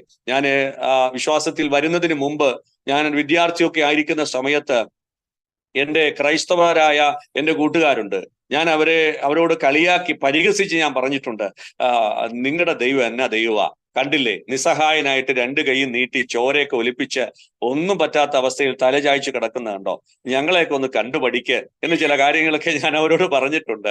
പക്ഷേ പ്രിയപ്പെട്ടവരെ, ഈ വിശ്വാസത്തിൽ വന്നപ്പോൾ, അതേ അപ്പോസ്തലനായ പൗലോസ് പറഞ്ഞതുപോലെ, അവനെ ഞങ്ങൾക്ക് വെളിപ്പെട്ട് കിട്ടിയപ്പോൾ മനസ്സിലായി, അത് നിസ്സഹായ അവസ്ഥയോടെ കിടന്നതല്ല, പരാജയപ്പെട്ട് കിടന്നതല്ല, മറിച്ച് ഞാൻ പരാജയപ്പെട്ടു പോകാതിരിപ്പാൻ, ഞാൻ കൈവിട്ടു പോകാതിരിപ്പാൻ, ഞാൻ നിത്യ നരകത്തിലേക്ക് വീണു പോകാതിരിപ്പാൻ, ഞാൻ ചെയ്ത പാപത്തിന്റെ ശിക്ഷ മുഴുവൻ എനിക്ക് വേണ്ടി തന്റെ ശരീരത്തിൽ ഏറ്റുവാങ്ങി കർത്താവായ യേശുക്രിസ്തു എനിക്ക് വേണ്ടി കാൽവരി ക്രൂശിൽ മരിച്ചതാണ്. പ്രൈസ് ദി ലോർഡ്, ഹല്ലേലൂയ. ഇന്ന് പകൽ സന്തോഷത്തോടെ ഞാനിത് അഭിമാനത്തോടെ പറയാൻ കാരണം ആ കർത്താവായ യേശുക്രിസ്തു എന്റെ പാപത്തിന് പരിഹാരമായിട്ടാണ് ക്രൂശിൽ മരിച്ചത്. ഞാൻ പറഞ്ഞല്ലോ, എന്റെ വീട്ടിൽ പല ഗ്രന്ഥങ്ങളും ഉണ്ടായിരുന്നു, മഹാഭാരതം, രാമായണം, ഉപനിഷത്തുകളൊക്കെ. ഇന്നും എന്റെ തൊട്ടടുത്തിരിക്കുന്ന അലമാരയ്ക്കകത്ത് ഋഗ്വേദം ഉൾപ്പെടെയുള്ള വേദങ്ങൾ ഇരിപ്പുണ്ട്. കുറച്ചൊക്കെ ചിലരെടുത്തു പോയി. ഞാൻ പറയട്ടെ, കർക്കിടക മാസങ്ങളിലൊക്കെ രാമായണം ഞങ്ങൾ വായിച്ചിട്ടുണ്ടായിരുന്നു. പക്ഷേ ഞാൻ പറയട്ടെ പ്രിയപ്പെട്ടവരെ, ആ പുസ്തകങ്ങളിലൊക്കെ പരിധി നോക്കിയിട്ടൊന്നും കാണാത്ത ഏറ്റവും ഉന്നതമായ, ഉത്കൃഷ്ടമായ, നിസ്തുല്യമായ ഒന്നാണ് മനുഷ്യന്റെ പാപത്തിന് പരിഹാരമായി സാക്ഷാൽ ദൈവമായിരുന്നവൻ മനുഷ്യനായി ഉലകത്തിൽ ഇറങ്ങി വന്നിട്ട് മനുഷ്യന്റെ പാപത്തിന് പരിഹാരമായി ക്രൂശിൽ മരിച്ച മഹാദൈവത്തെക്കുറിച്ച്. ദൈവത്തിന് സ്തോത്രം. അതുകൊണ്ട് ഈ വിശുദ്ധ ബൈബിൾ നെഞ്ചിലേറ്റി നടക്കാൻ, ഇതുകൊണ്ട് നടക്കാൻ, ഇതിനെ ഉയർത്തി പ്രസംഗിക്കാൻ ഞങ്ങൾ അഭിമാനിക്കുകയാണ്. അതുകൊണ്ട് പ്രിയപ്പെട്ടവരെ, കർത്താവായ യേശുക്രിസ്തു നിസ്തുല്യനായ ദൈവമാണ്, അത്യുന്നതനായ ദൈവമാണ്, സർവശക്തനായ ദൈവമാണ്. നിങ്ങളുടെ ഏത് പ്രശ്നത്തിന് പരിഹാരം തരാൻ എന്റെ കർത്താവ് വിശ്വസ്തനായൊരു ദൈവമാണ്. എന്റെ കർത്താവിന്റെ അടുക്കിലേക്ക് ചെല്ലൂ, അബ്ബാ പിതാവേ എന്ന് വിളിച്ച് ധൈര്യത്തോടെ ആ കൃപാസനത്തിലേക്ക് ചെല്ലൂ. ഞങ്ങളുടെ ജീവിതത്തിൽ അനുഭവിക്കുന്ന ഈ സന്തോഷം, ഞങ്ങൾ ജീവിതത്തിൽ അനുഭവിക്കുന്ന ഒരു സമാധാനം, പ്രിയപ്പെട്ടവരെ, നിങ്ങൾക്കും അനുഭവിച്ചറിയാൻ കഴിയും. യേശു പറഞ്ഞു, ഞാൻ തരുന്ന സമാധാനം ലോകം തരുന്ന സമാധാനം പോലെയല്ല. എന്റെ ജീവിതത്തിൽ പ്രശ്നങ്ങൾ വന്നപ്പോൾ പ്രിയപ്പെട്ടവരെ, അന്ന് വരെ മദ്യപിക്കാത്ത ഞാന് ഒന്ന് രണ്ടിടത്തൊക്കെ പോയി മദ്യപിച്ചു. ഉള്ള കാര്യം പറയാമല്ലോ, സത്യം. കാരണം പ്രശ്നങ്ങൾക്കൊരു പരിഹാരം വരാൻ വേണ്ടി. അവിടെയും ഞാനൊരു സാക്ഷ്യം കൂടെ പറയാം പെട്ടെന്ന്. ഞാൻ ഒരിക്കൽ പുല്ലാട് എന്ന് പറയുന്ന സ്ഥലത്ത് ഒരു മീറ്റിങ്ങിന്, കൺവെൻഷന് പ്രസംഗിക്കാൻ പോയി. ശ്രീകുമാർ എന്നാണ് ആ ദേവദാസന്റെ പേര്. ആ കൺവെൻഷനൊക്കെ കഴിഞ്ഞ് അദ്ദേഹം ഭക്ഷണം കഴിക്കാൻ എന്റെ വീട്ടിലേക്ക് കൊണ്ടുപോയിട്ട്, ഇപ്പൊ ഞാനിങ്ങനെ ഈ ഇന്ന ഡേറ്റിൽ അല്ലെങ്കിൽ ഇന്ന ആണ്ടിൽ ഇന്നിടത്തൊക്കെ പോയി മദ്യപിച്ചു എന്നൊക്കെ പറഞ്ഞ് അങ്ങനെ സാക്ഷ്യം പറഞ്ഞു. അപ്പൊ എന്നോട് ചോദിച്ചു, പാസ്റ്റർ അതെന്നാ, ഏത് ഡേറ്റാ, ആ സ്ഥലത്തിന്റെ പേരെന്നാ, ആ ഷോപ്പിന്റെ പേരെന്നാ എന്നൊക്കെ ഞാൻ പറഞ്ഞു. ഞാൻ ഇന്ന പേര് പറഞ്ഞപ്പോ അദ്ദേഹം എന്റെ കൈ പിടിച്ച് കുലുക്കി കെട്ടിപ്പിടിച്ചിട്ട് പറയുക, അന്ന് ഞാൻ അവിടത്തെ സപ്ലയർ ആയിരുന്നു. സപ്ലയർ അതായത് ഇത് സപ്ലൈ ചെയ്യുന്ന ആള്. അപ്പോ നോക്കിയേ, ആ സപ്ലൈ ചെയ്ത ആളെയും മദ്യപിക്കാൻ ചെന്നയാളെയും മാനസാന്തരപ്പെടുത്തി, രൂപാന്തരപ്പെടുത്തി, പുതിയ സ്വഭാവത്തിന് ഉടമയാക്കി തീർത്ത് ഒരേ വേദിയിൽ ആമേൻ കർത്താവായ യേശുക്രിസ്തുവിനെ കുറിച്ച് പ്രസംഗിക്കുവാൻ, ഒരേ വേദിയിൽ നിർത്തുവാൻ ഈ യേശുക്രിസ്തുവിനല്ലാതെ ലോകത്തിൽ വേറെ ആർക്കെങ്കിലും കഴിയോ? പ്രിയപ്പെട്ടവർ, ഒന്ന് ചിന്തിച്ചു നോക്കിയാട്ടെ. ശ്രീകുമാറും ജയകുമാറും ഉദയകുമാറും ഷമീറും മുനീറും ജോസഫും ഡാനിയൽ ജോസഫും ഒക്കെ, ഡാനിയൽ ജോണും ഒക്കെ ഇന്ന് യേശുക്രിസ്തുവിനെ കുറിച്ച് പ്രസംഗിക്കുന്നുണ്ടെങ്കിൽ നിങ്ങൾ ഒന്നൊന്ന് ചിന്തിച്ചേ, മനസ്സിരുത്തി ഒന്ന് ചിന്തിച്ചേ പ്രിയരെ. ഞങ്ങൾ വെറുതെ പറയുന്നതല്ലോ. ഏത് പശ്ചാത്തലത്തിലൂടെയാണോ നിങ്ങൾ കടന്നു പോകുന്നത്, നിങ്ങളെ രക്ഷിപ്പാൻ കഴിയാതെ വണ്ണം എന്റെ കർത്താവായ യേശുക്രിസ്തുവിന്റെ കരം കുറുകിപ്പോയിട്ടില്ല. നിങ്ങളുടെ പ്രശ്നങ്ങൾ കേൾക്കുവാൻ കഴിയാതെ വണ്ണം യേശുക്രിസ്തുവിന്റെ ചെവി മന്ദമായി പോയിട്ടുമില്ല. എന്നാൽ തടയുന്ന ചില അകൃത്യങ്ങളുണ്ട്, തടഞ്ഞു നിർത്തുന്ന പാപങ്ങളുണ്ട്, പ്രശ്നങ്ങളുണ്ട്. അതിന് പരിഹാരം വരുത്താൻ വേണ്ടിയാണ് കർത്താവായ യേശുക്രിസ്തു ക്രൂശിൽ മരിച്ചത്. ഞാനും നിങ്ങളും അതൊന്ന് വിശ്വസിക്കാൻ തയ്യാറായാൽ നമ്മുടെ ജീവിതം ധന്യമാകും, നമ്മൾ അനുഗ്രഹിക്കപ്പെടും. ഇതുവരെ നമ്മൾ അനുഭവിക്കാത്ത സ്വർഗീയമായ സമാധാനവും സന്തോഷവും അനുഭവിപ്പാൻ കർത്താവ് സഹായിക്കും. ഞാനും എൻ്റെ കുടുംബവും ഇന്ന് ഞങ്ങൾ കർത്താവിനെ സന്തോഷത്തോടെ സേവിക്കുന്നു, കർത്താവിനെ ആരാധിക്കുന്നു, കർത്താവിന്റെ വേല ചെയ്യുന്നു. ആ കർത്താവ് അയക്കുന്നിടത്തെല്ലാം പോയി ഈ അനുഭവങ്ങൾ പങ്കുവയ്ക്കുന്നു. അനേകരുടെ മുമ്പിൽ ജീവിക്കുന്ന കർത്താവായ യേശുക്രിസ്തുവിന്റെ സാക്ഷ്യമായി നിൽക്കുന്നു. നോക്കൂ, 2007 ഫെബ്രുവരി മാസം 1-ാം തീയതി രാത്രി ആ ദൈവദാസന്മാർ ഞങ്ങളുടെ വീട്ടിൽ കടന്നു വന്നിട്ടില്ലായിരുന്നെങ്കിൽ 2007 ഫെബ്രുവരി മാസം 2-ാം തീയതി രാവിലെ ഇറങ്ങുന്ന പത്രത്തിൽ ഒരു വാർത്ത വരും, തൊടുപുഴ പട്ടണത്തിൽ ഒരു കുടുംബം ഒന്നടങ്കം ആത്മഹത്യ ചെയ്തു. ഇതൊരു പതിവ് വാർത്തയായതുകൊണ്ട് വായിച്ചിട്ട് സഹതാപത്തോടെ എന്തെങ്കിലുമൊക്കെ പറഞ്ഞിട്ട്, അല്ലെ, ഒരുപക്ഷെ ചിലർ പറയുമായിരിക്കും, അവർക്കങ്ങ് ചത്താ പോരാ, പിള്ളേരെന്തിനാ കൊന്നത് എന്നൊക്കെ പറഞ്ഞ് നിങ്ങൾ ആ പത്രം അടക്കി വെക്കും. പക്ഷേ നോക്കൂ, 2007 ഫെബ്രുവരി മാസം 2-ാം തീയതിയിലെ പത്രത്തിൽ ഞങ്ങളുടെ ഫോട്ടോയും വാർത്തയും അച്ചടിക്കാതെ വണ്ണം 2007 ഫെബ്രുവരി മാസം 1-ാം തീയതി രാത്രിയിൽ ഞങ്ങളുടെ ജീവിതത്തിൽ ഇറങ്ങി വന്ന കർത്താവായ യേശുക്രിസ്തു. നോക്കുക പ്രിയപ്പെട്ടവരെ, ദൈവം ഞങ്ങളുടെ അവസ്ഥയ്ക്ക് മാറ്റം വരുത്തിയത്. ഞാൻ പറഞ്ഞല്ലോ, ഞങ്ങളോട് സുവിശേഷം അറിയിച്ച സിജു എന്ന് പറയുന്ന സഹോദരനെ കുറിച്ച്. അദ്ദേഹം ഇവിടെ നിന്ന് കുറച്ച് നാൾ കഴിഞ്ഞു പോയി. അദ്ദേഹം നിലമ്പൂര് ഒരു ചെഷംകോട് സഭയുടെ ദൈവദാസന്റെ മകനാണ്. അദ്ദേഹം തൊടുപുഴയിൽ ഒരു നിയോഗം ഉണ്ടായി തൊടുപുഴ പ്രവർത്തനത്തിന് വന്നതാണ്. ഞാൻ ആദ്യം കുറച്ച് നാൾ കണ്ടിട്ട് പിന്നെ ഞങ്ങൾ കണ്ടിട്ടില്ല. ഞാൻ ഒരു സാക്ഷി കൂടെ പറയട്ടെ പ്രിയപ്പെട്ടവരെ, അത് പറയാതിരിക്കാൻ പറ്റാത്തതുകൊണ്ടാണ്. ഞാൻ ചില വർഷങ്ങൾക്ക് മുമ്പ്, എനിക്കോട് കോവിഡിന് തൊട്ട് മുമ്പ് ഈ നിലമ്പൂര് കൺവെൻഷന്, ഒരു മുറ്റത്ത് കൺവെൻഷന് പ്രസംഗിക്കാനായിട്ട് എന്നെ ക്ഷണിക്കുമ്പോൾ ഞാൻ അവിടെ ചെന്നപ്പോൾ അവിടുത്തെ പാസ്റ്റർ പറഞ്ഞു, തൊട്ടടുത്ത വീട്ടിൽ ചെന്ന് ഫ്രഷ് ആയിട്ട് വരാൻ പറഞ്ഞു. അവിടെ ഒരു ദൈവദാസനുണ്ട്, ഫ്രഷ് ആയിട്ട് വരാൻ പറഞ്ഞു. ഞാൻ വേഗം ചെന്ന് ഫ്രഷാനാ പോകുമ്പോൾ അവിടെ ഒരു സഹോദരൻ ഇരിപ്പുണ്ട്. അദ്ദേഹം ഒരു പാസ്റ്ററുടെ ലുക്കുണ്ട്. ഞാൻ പ്രൈസ് ലോർഡ് പാസ്റ്റർ എന്ന് പറഞ്ഞു. അദ്ദേഹം പ്രൈസ് ലോർഡ് പറഞ്ഞു. അദ്ദേഹം പറഞ്ഞു അകത്ത് പോയി ഫ്രഷ് ആയിട്ട് വരാൻ പറഞ്ഞു. പോയി തിരിച്ചു വന്നപ്പോഴും അതേ അവിടെ ഇരിപ്പുണ്ട്. ഞാൻ വീണ്ടും പ്രൈസ് ലോർഡ് പാസ്റ്റർ എന്ന് പറഞ്ഞപ്പോൾ അത് എഴുന്നേറ്റു. എന്നിട്ട് പറഞ്ഞു, പാസ്റ്റർ, ഞാൻ പാസ്റ്റർ അല്ല, ഞാനൊരു ബ്രദറാണെന്ന് പറഞ്ഞു. അപ്പൊ എന്നോട് ചോദിച്ചു, പേരെന്താ? പേര് പറഞ്ഞു. എവിടെയാ വീട്? തൊടുപുഴ. തൊടുപുഴയാണോ വീട്? അപ്പൊ പെട്ടെന്ന് ആകാം, തൊടുപുഴ എവിടെയാ? ഞാൻ പറഞ്ഞു ഇന്നടത്താ. അപ്പൊ എന്നെ ബിജു ബ്രദർ എന്നൊക്കെ അന്ന് വിളിക്കും, എന്റെ വീട്ടുപേര് അങ്ങനെയാണ്. ബിജു ബ്രദർ ആണോ എന്ന് ചോദിച്ചു. ഞാൻ പറഞ്ഞു അതേ എന്ന് പറഞ്ഞു. അതേ ഓടി വന്ന് എന്നെ കെട്ടിപ്പിടിക്കുക. കാരണം എന്നാന്നറിയാവോ, എന്നോട് ജീവിതത്തിൽ ആദ്യമായിട്ട് സുവിശേഷം പറഞ്ഞ, നിങ്ങൾ ആത്മഹത്യ ചെയ്യരുത്, കർത്താവ് നിങ്ങളെ സ്നേഹിക്കുന്നു എന്ന് പറഞ്ഞ സഹോദരനാണ്. ഞങ്ങളുടെ രണ്ടുപേരുടെ രൂപവും ഭാവവും ഒക്കെ ഒത്തിരി മാറി. ഞാൻ പറഞ്ഞല്ലോ, ഞാൻ ഡാനിയൽ പാസ്റ്ററുടെ ഒരു ഫോട്ടോ ഇട്ട് കൊടുത്തിട്ടുണ്ട്, എന്റെ അന്നത്തെ ഫോട്ടോ. അപ്പൊ ഞാൻ പറഞ്ഞല്ലോ, എന്റെ രൂപവും മാറി, അദ്ദേഹത്തിന്റെ രൂപവും മാറി. അപ്പോൾ ദൈവത്തിന് സ്തോത്രം. അദ്ദേഹത്തെ കെട്ടിപ്പിടിച്ചിട്ട് പറയാണ്, പാസ്റ്ററെ, എനിക്ക് ഒത്തിരി സന്തോഷം തോന്നുവാണ്. കാരണം ഞാൻ തൊടുപുഴയിൽ വന്ന് കർത്താവിന്റെ വേല ചെയ്യാൻ വേണ്ടിയിട്ട് വന്നു. എനിക്ക് ആദ്യമൊക്കെ ഒത്തിരി ഞാൻ പ്രവർത്തിച്ചു, പക്ഷെ എന്തോ വേണ്ട രീതിയിൽ റിസൾട്ട് ഉണ്ടാകാത്തത് കൊണ്ട് ഞാൻ തിരിച്ചിങ്ങ് പോന്നു. തിരിച്ച് ഞാൻ ഗൾഫിന് പോയി. ഇപ്പൊ വിവാഹം കഴിഞ്ഞ് കുഞ്ഞുങ്ങളൊക്കെ ആയി. പക്ഷെ എനിക്ക് മനസ്സിലായി, എന്റെ ഏറ്റവും വലിയ റിസൾട്ട് എന്റെ മുമ്പിൽ, എന്റെ വീടിന്റെ മുമ്പിൽ പ്രസംഗിക്കാൻ വന്ന താങ്കളാണ് ഏറ്റവും വലിയ റിസൾട്ട്. ദൈവത്തിന് സ്തോത്രം. അതുകൊണ്ട് ഈ അരോമ ടിവിയിലൂടെ എന്നെ കേൾക്കുന്ന പ്രിയപ്പെട്ടവരെ, ആമേൻ, ഇതൊക്കെ വലിയൊരു റിസൾട്ടാണ്. നാളുകളിൽ നമുക്കത് ചെറിയതായിട്ട് തോന്നിയാലും ആ വിത്ത് തീർച്ചയായിട്ടും അത് വളരുക തന്നെ ചെയ്യും. ഈ അരോമ ടിവിയിലൂടെ എത്രയോ പേരുടെ ജീവിതത്തിലാണ് അപ്രകാരം മാറ്റം വന്നുകൊണ്ടിരിക്കുന്നത്. ദൈവദാസന് ദൈവം കൊടുത്തൊരു ദർശനമാണ്. അതോർത്ത് ഞാൻ ദൈവത്തിന് സ്തോത്രം ചെയ്യുന്നു. പ്രിയരെ, ഇങ്ങനെ പറയാൻ ഒത്തിരി സാക്ഷ്യങ്ങളുണ്ട് ജീവിതത്തിൽ. കർത്താവ് ഇത്രത്തോളം ഈ അവസ്ഥകൾക്കെല്ലാം ദൈവം മാറ്റം വരുത്തിയത് ഓർത്ത് ഞാൻ ദൈവത്തിന് സ്തോത്രം ചെയ്യുന്നു. അനുഗ്രഹിക്കപ്പെട്ട രീതിയിൽ കർത്താവിന്റെ വേല ചെയ്യുവാൻ കർത്താവ് ഞങ്ങളെ സഹായിക്കുന്നു. തൊടുപുഴയില് ബസ് സ്റ്റാൻഡിൽ തന്നെയാണ് ഞങ്ങളുടെ കൂട്ടായ്മയുള്ളത്. എല്ലാ ഞായറാഴ്ചകളിലും 2 വർഷിപ്പുണ്ട്. വെള്ളിയാഴ്ചയും ബുധനാഴ്ചയും മീറ്റിങ്ങുകളുണ്ട്.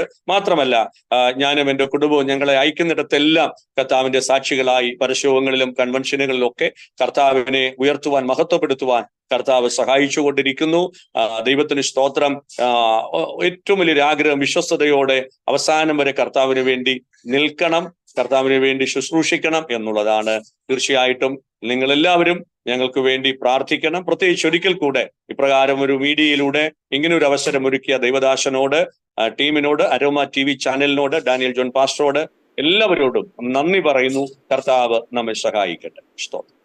ആമേൻ, ആമേൻ, ആമേൻ. സ്തോത്രം.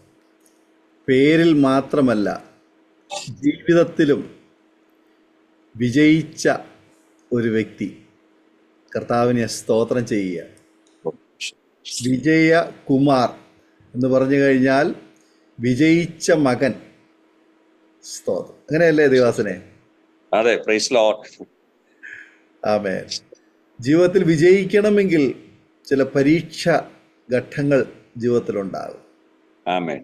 ആ പരീക്ഷയിൽ പരാജയപ്പെടുന്നവരുണ്ട്, വിജയിക്കുന്നവരുണ്ട്. എന്നാൽ കർത്താവിൻ്റെ ദാസൻ വിജയകുമാർ അവറുകൾ ആ പരീക്ഷയിൽ വിജയിക്കുവാൻ ഇടയായി തീർന്നു. പരാജയപ്പെട്ടു പോകുമായിരുന്നു. പരാജയപ്പെട്ടിരുന്നെങ്കിൽ എന്നേക്കും ഉള്ളൊരു പരാജയം, ഒരിക്കലും വിജയിക്കുവാൻ പറ്റാത്ത നിലയിലുള്ള ഒരു പരാജയത്തിൽ അകപ്പെട്ടു പോകുമായിരുന്നു. ആ ഒരു പടുകുഴിയിലേക്ക് അവസാനിക്കുമായിരുന്നു. എന്നാൽ ഇന്ന് വിജയിച്ച് വിജയശ്രീലാളിതനായി പരാജയത്തിലേക്ക് പൊയ്ക്കൊണ്ടിരിക്കുന്ന ഒരുപാട് പേരെ കരം പിടിച്ച് ആ വിജയത്തിൻ്റെ അനുഭവത്തിൽ, ആ പാതയിലൂടെ വഴി നടത്തുവാൻ, ചേർത്ത് നിർത്തുവാൻ ദൈവം ഉപയോഗിച്ചു കൊണ്ടിരിക്കുന്നതോർത്ത് ഞാൻ ദൈവത്തിന് സ്തോത്രം ചെയ്യുന്നു. ആമേൻ. മാത്രമല്ല, തൊടുപുഴ പട്ടണത്തിൽ ഒരു സത്രം പോലെയാണ്.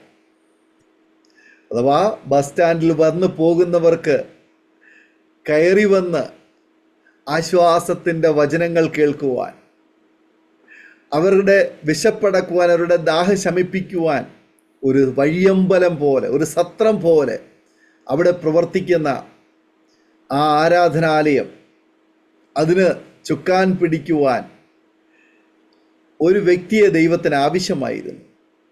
ആ വ്യക്തിയെ ദൈവം തിരഞ്ഞെടുത്തു, അവിടെ ആക്കി വച്ചിരിക്കുന്നു. അനേകർക്ക് മദ്യത്തിനും മയക്കുമരുന്നിനും ലഹരി വസ്തുക്കൾക്കും ആത്മഹത്യക്കും വിധേയപ്പെട്ട് ജീവിതത്തിൽ സമാധാനമില്ലാതെ, സന്തോഷമില്ലാതെ, അസ്വസ്ഥരായി ജീവിക്കുന്നവർക്ക് അത്താണിയായി തീരുവാൻ ആ പ്രാർത്ഥനാലയം ഉപകരിക്കപ്പെടുന്നു എന്നറിഞ്ഞതിൽ കർത്താവിന് സ്തോത്രം ചെയ്യുന്നു. നമ്മുടെ ശുശ്രൂഷകൾ, നമ്മുടെ പ്രവർത്തനങ്ങൾ, നമ്മൾ എവിടെ ആയിരിക്കണം, എങ്ങനെ ആയിരിക്കണം എന്നുള്ളത് ദൈവം മുന്നമേ നിശ്ചയിച്ചിട്ടുണ്ട്. ആ ദൈവഹിതപ്രകാരമുള്ള കാര്യങ്ങൾ അത് അതിൻ്റേതായ നിലയിൽ നടക്കുവാനിടയായിത്തീരും. അത് ദൈവത്തിൻ്റെ മഹത്വമാണ്, ദൈവത്തിൻ്റെ പദ്ധതിയാണ്. നമ്മളൊരു പക്ഷെങ്കിൽ ചിന്തിച്ചേക്കാം, ബഥാനിയയിലെ ഭവനത്തിൽ രോഗിയായിരുന്ന ലാസറിനെ കുറിച്ചുള്ള വിവരം അറിയിച്ചപ്പോൾ യേശു ആ വീട്ടിൽ വന്നിരുന്നു എങ്കിൽ ഇന്ന് വേദപുസ്തകത്തിൽ അങ്ങനെ ഒരു സംഭവം പോലും ഉണ്ടാകുമായിരുന്നില്ല. കാരണം ലാസറിനെ സൗഖ്യമാക്കും, ലാസർ എഴുന്നേറ്റ് പോകും, അങ്ങനെ ഒരു സംഭവം പോലും ഒരു പക്ഷേ വേദപുസ്തകത്തിൽ രേഖപ്പെടുത്തുമായിരുന്നില്ല. എന്നാൽ അതിന് പകരം അല്പം വൈകി ആ ഭവനത്തിൽ വരുവാനിടയായി തീർന്നപ്പോൾ ദേശം മുഴുവനും ദൈവത്തെ മഹത്വപ്പെടുത്തുവാനിടയായി. ആമേൻ. ലോകം മുഴുവനും ഇന്നും ആ സംഭവത്തെ ആധാരമാക്കി കർത്താവിനെ ഉയർത്തിക്കൊണ്ടിരിക്കുന്നു. പലപ്പോഴും നമ്മളൊക്കെ ചിന്തിക്കും, എന്തിന് ഇത്രയധികം വൈകിപ്പോയി, എന്തുകൊണ്ട് ഇത്രയധികം താമസിച്ചു, എന്തുകൊണ്ട് എൻ്റെ ജീവിതത്തിൽ ഇങ്ങനെയൊക്കെ സംഭവിച്ചു എന്ന പലരുടെയും ചോദ്യമാണ്. എന്നാൽ അതിൻ്റെയൊക്കെ മറുവശം നമ്മൾ പരിശോധിക്കുകയാണെങ്കിൽ, നേരത്തെ പ്രശ്നം പരിഹരിച്ചാൽ അതൊരു സാധാരണ സംഭവമായി മാറും, അതൊരു സ്വാഭാവികമായ ഒരു വിഷയമായി മാറും. എന്നാൽ ദൈവം പ്രവർത്തിക്കുന്നത് അസാധാരണമായ നിലയിലാണ്. ചതഞ്ഞ ഓട ഒടിക്കാത്തവൻ, പുകയുന്ന തിരി കെടുക്കാത്തവനാണ് നമ്മുടെ കർത്താവ്. നമ്മുടെ വിലാപങ്ങളെ നൃത്തമാക്കുന്ന ഒരു വിടുതലിൻ്റെ ദൈവമാണ്. യാക്കോബിനോട് പറയുന്ന ആ വേദഭാഗങ്ങൾ ഇന്നും ഏറ്റെടുക്കുന്ന വ്യക്തിക്ക് അവരുടെ ജീവിതത്തിലെ വിജയകരമായ ജീവിതം നയിക്കുവാൻ തക്കവണ്ണമിടയായിത്തീരും. കർത്താവിൻ്റെ ദാസൻ സാധാരണ കുടുംബത്തിൽ ജനിച്ച് സാധാരണ ഒരു ജീവിതം നയിച്ചു എങ്കിൽ പിന്നത്തേതിൽ ജീവിതത്തിൽ കടന്നുപോയതായ കഷ്ടതയുടെ, നിരാശയുടെ, യഥാർത്ഥത്തിൽ ഇനിയും ജീവിക്കേണ്ട എന്ന് കുടുംബമായി തീരുമാനിച്ച് പിഞ്ചു കുഞ്ഞുങ്ങൾക്ക് പോലും അവർക്ക് തിരഞ്ഞെടുക്കുവാൻ, തീരുമാനിക്കുവാൻ കഴിവില്ലാതിരിക്കുമ്പോൾ കുടുംബമായ ഒരു ആത്മഹത്യ മുന്നിൽ കണ്ട് ആത്മഹത്യക്ക് വേണ്ടി തീരുമാനിച്ച് വിഷം കയ്യിലെടുത്ത് കുഞ്ഞുങ്ങളുമായിട്ട് ഷെയർ ചെയ്യുവാൻ തുടങ്ങുമ്പോൾ അവിടെ വന്നത് ആരാ ശരിക്കും? ആമേൻ. അത് കണ്ടത് ആരാണ് അറിഞ്ഞത്? ഞാൻ മനസ്സിലാക്കുന്നു, ദൈവം തൻ്റെ ദൂതന്മാരെ അവിടെ അയച്ചു. ദൈവം മുന്നമേ കണ്ടിരുന്നു. ദൈവത്തിൻ്റെ തിരഞ്ഞെടുപ്പ് മുന്നമേ ഉണ്ടായിരുന്നു. പക്ഷെ നമ്മൾ തിരിച്ചറിഞ്ഞില്ല, നമുക്കത് മനസ്സിലാക്കുവാൻ കഴിഞ്ഞില്ല. എന്നാൽ ആ ഷാർപ്പ് ടൈമിൽ, അഥവാ ഈ ലാസറിന്റെ ഭവനത്തിൽ യേശു വരുന്നത് പോലെ, ശരിക്കും പറഞ്ഞു കഴിഞ്ഞാൽ ആ ഭവനം കർത്താവിൻ്റെ ദാസൻ ഇന്നായിരിക്കുന്ന ആ അവസ്ഥയല്ലായിരുന്നല്ലോ, അതൊരു മരിച്ച അവസ്ഥ തന്നെയായിരുന്നു. പാപസംബന്ധമായി മരിച്ച ഒരവസ്ഥയായിരുന്നു. വിഷം കൈകളിൽ എടുത്തെന്ന് പറഞ്ഞു കഴിഞ്ഞാൽ മരിച്ചു, ജീവിതത്തിൽ അസമാധാനത്തിൽ മരിച്ച് നാറിയ ഒരവസ്ഥയായിരുന്നു. ആ നാറ്റം വെച്ച അവസ്ഥയിലാണ് രണ്ടുപേർ ആ ഭവനത്തിൻ്റെ വാതിൽക്കൽ വന്ന് മുട്ടി വിളിച്ചു. യേശു കർത്താവ് ലാസറിൻ്റെ ആ കല്ലറയിൽ മുട്ടി വിളിക്കുന്നത് പോലെ മുട്ടി വിളിച്ചതാണ് ആ ഭവനത്തിൽ നിന്ന് പുറത്തു വന്നു. ആമേൻ. അതുകൊണ്ടാണ് ഇന്ന് സൗഖ്യത്തോടെ, ആരോഗ്യത്തോടെ, ആമേൻ, വിജയകുമാറായിട്ട് ആമേനെ കർത്താവിൻ്റെ സാക്ഷി വഹിപ്പാൻ ഇടയായി തീർന്നുകൊണ്ടിരിക്കുന്നത്. സ്തോത്രം. ആ ദൈവഭൃത്യന്മാരെ ഓർത്ത് ഞാൻ കർത്താവിന് സ്തോത്രം ചെയ്യുന്നു. ദൈവമാണ് അവരെ അയച്ചത്, ദൈവമാണ് അവിടെ കടന്നു വന്നത്. തീർച്ചയായിട്ടും ഇന്നും അങ്ങനെ സംഭവിച്ചുകൊണ്ടിരിക്കുന്നു, ഇന്നും അങ്ങനെ സംഭവിച്ചുകൊണ്ടിരിക്കുന്നു. ആമേൻ. 2000 വർഷങ്ങൾക്ക് മുൻപ് മാത്രമല്ല, ഇന്നും അത് സംഭവിച്ചുകൊണ്ടിരിക്കുന്നു. ലാസറിന്റെ ഭവനത്തിൽ ആമേൻ ദൈവം ആമേൻ കയറി വന്നതുപോലെ ഇന്നും അനേക ഭവനങ്ങളിൽ കർത്താവ് കടന്നു വന്നുകൊണ്ടിരിക്കുക. നിങ്ങളുടെ വാതിലുകൾ, വീടിൻ്റെ വാതിലുകളിൽ മുട്ടിക്കൊണ്ടിരിക്കുന്നു. ആരെങ്കിലും എൻ്റെ ശബ്ദം കേട്ട് വാതിൽ തുറന്നാൽ ഞാൻ അവനോടും അവൻ എന്നോടും കൂടി അത്താഴം കഴിക്കുമെന്നുള്ള ആ സർവകൃപാലുവായ കർത്താവിൻ്റെ ആ വാക്കിൻ്റെ ശബ്ദം, ആമേൻ, ആ ശബ്ദം ആര് കേൾക്കും? ആരതിനോട് പ്രതികരിക്കും? ആര് വാതിൽ തുറന്നു കൊടുക്കും? ഞങ്ങളെ കേട്ടുകൊണ്ടിരിക്കുന്ന മാന്യ പ്രേക്ഷകരോട് ഞങ്ങൾക്ക് പറയാനുള്ളത്, ഈ ദൈവഭൃത്യൻ ഇന്ന് ഈ നിലയിലായി തീർന്ന അത്ഭുത സാക്ഷ്യം നമ്മൾ കേട്ടു. അനുഗ്രഹിക്കപ്പെട്ട ഒരു കുടുംബമായി തീരുവാൻ അവര് ഇടയായി തീർന്നു. അവരുടെ ജീവിതത്തിൽ ഇനി ജീവിക്കണ്ട, മരിച്ചാൽ മതി. എന്തിനു വേണ്ടിയിട്ടാണ് അവർ മരിക്കാൻ തുടങ്ങിയത് നമ്മൾ കേട്ട് കഴിഞ്ഞു.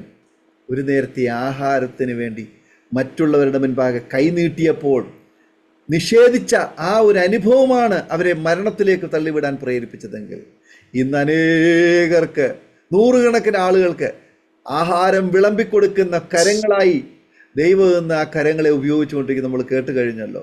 പ്രിയമുള്ളവരെ, നിങ്ങളൊരു പക്ഷെങ്കിൽ കടക്കണിയിലും ജപ്തി നടപടിയുടെ മധ്യത്തിലും പട്ടിണിയുടെ മധ്യത്തിലും രോഗത്താലും കടഭാരത്താലും ബുദ്ധിമുട്ടി ജീവിതം അവസാനിപ്പിച്ചാൽ മതിയെന്ന് വിചാരിച്ച് ഒരു തുണ്ട് കയറിലോ ഒരു കുപ്പി വിഷത്തിലോ ഒരു ഏതെങ്കിലും ഒരു വാഹനത്തിന്റെ മുൻപിലോ അവസാനിപ്പിക്കുവാനുള്ളതല്ല നമ്മുടെ ജീവിതമെന്ന് നിങ്ങൾ തിരിച്ചറിയൂ. അവിടെയും നിങ്ങൾ കേൾക്കാതെ പോകുന്ന ഒരു ശബ്ദമുണ്ട്. മകനേ, ഞാൻ നിന്നെ സ്നേഹിക്കുന്നു, ആത്മഹത്യ അരുതേ എന്ന് കർത്താവ് നിങ്ങളോട് പറയുന്നു. പക്ഷെ നിങ്ങളത് കേൾക്കുവാനും പ്രതികരിക്കുവാനും തയ്യാറായാൽ നിങ്ങൾക്കൊരു ജീവിതമുണ്ട്, നിങ്ങൾക്കൊരു സമാധാനമുണ്ട്, നിങ്ങൾക്കൊരു സന്തോഷമുണ്ട്. അതനുഭവിക്കുവാൻ കഴിയും. പ്രതികരിക്കുവാൻ തയ്യാറാവും. കർത്താവേ, ഞാനിത് എന്നെ സമർപ്പിക്കും. നിങ്ങളുടെ ജീവിതത്തിൽ മാറ്റമുണ്ടാകും, അവസ്ഥയ്ക്ക് മാറ്റമുണ്ടാകും.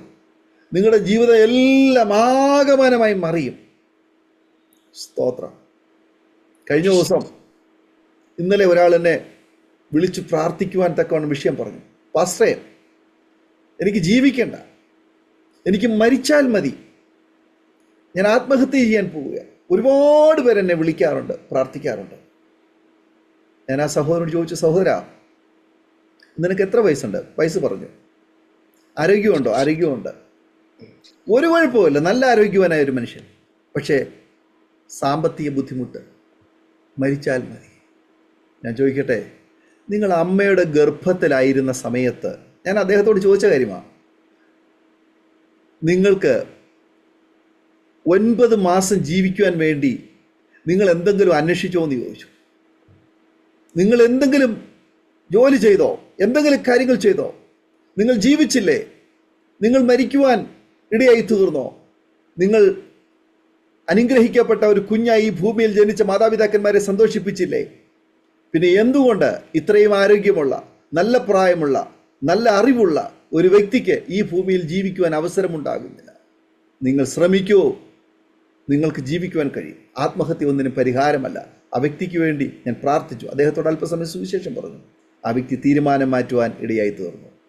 അങ്ങനെ ഒരുപാട് പ്രിയപ്പെട്ടത് മദ്യത്തിനും മയക്കുമരുന്നിനും ലഹരി വസ്തുക്കൾക്കും അടിമകളായി ജീവിതം അവസാനിപ്പിക്കുവാൻ ശ്രമിക്കുന്ന പ്രിയപ്പെട്ടവർ, ആമേൻ, അവസാനം മുങ്ങിച്ചാകുവാൻ ശ്രമിക്കുമ്പോൾ ഒരു കച്ചിത്തുരുമ്പെന്ന പോലെ സുവിശേഷത്തിൻ്റെ ആ ഒരു പ്രകാശത്തിലേക്ക് ആമേനെ കടന്നു വരുന്ന അനുഭവം, അതാണ് ഞങ്ങൾ ചെയ്തുകൊണ്ടിരിക്കുന്നത്.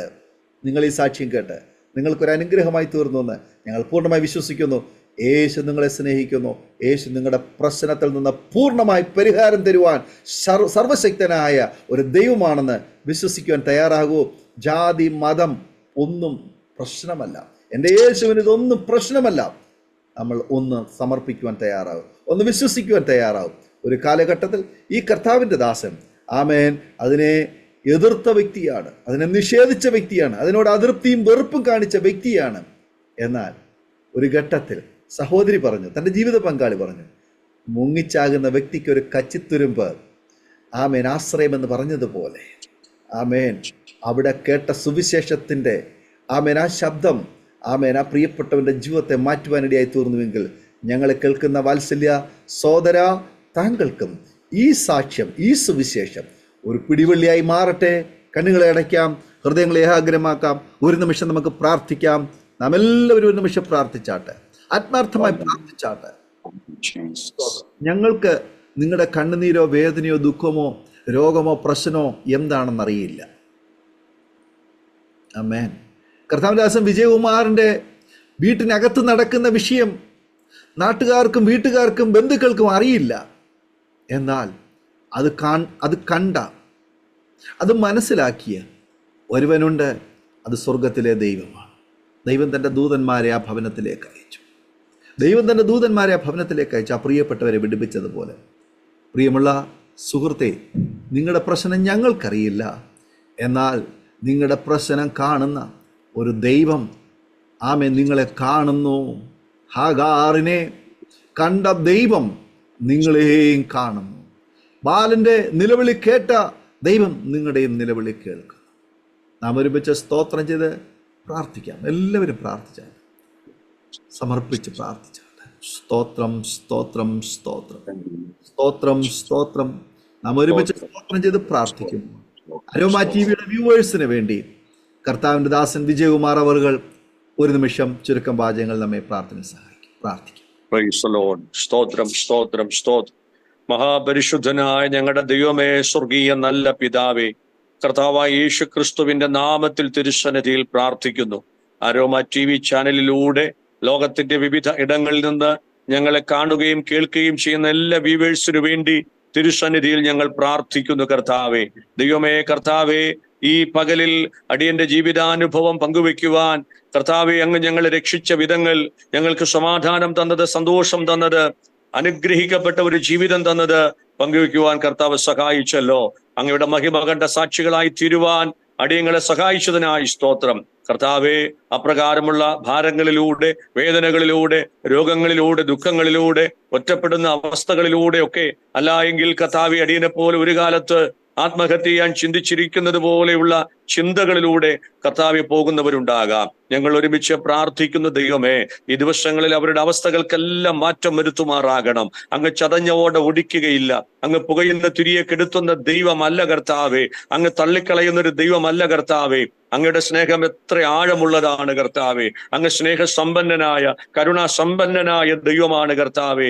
ദൈവമേ, നിത്യസ്നേഹത്താൽ ഞാൻ നിന്നെ സ്നേഹിച്ചിരിക്കുന്നു എന്ന് അരുളി ചെയ്ത കർത്താവിന്റെ കരങ്ങളില് പ്രിയപ്പെട്ടവരെല്ലാം ഏൽപ്പിച്ചു പ്രാർത്ഥിക്കുകയാണ്. ഈ ദിവസങ്ങളിൽ കടന്നു പോകുന്ന വഴികളിൽ അങ്ങയുടെ സാന്നിധ്യം കൂടെ ഇരിക്കണമേ. ആവശ്യമായ വിടുതലും സൗഖ്യവും നൽകണമേ.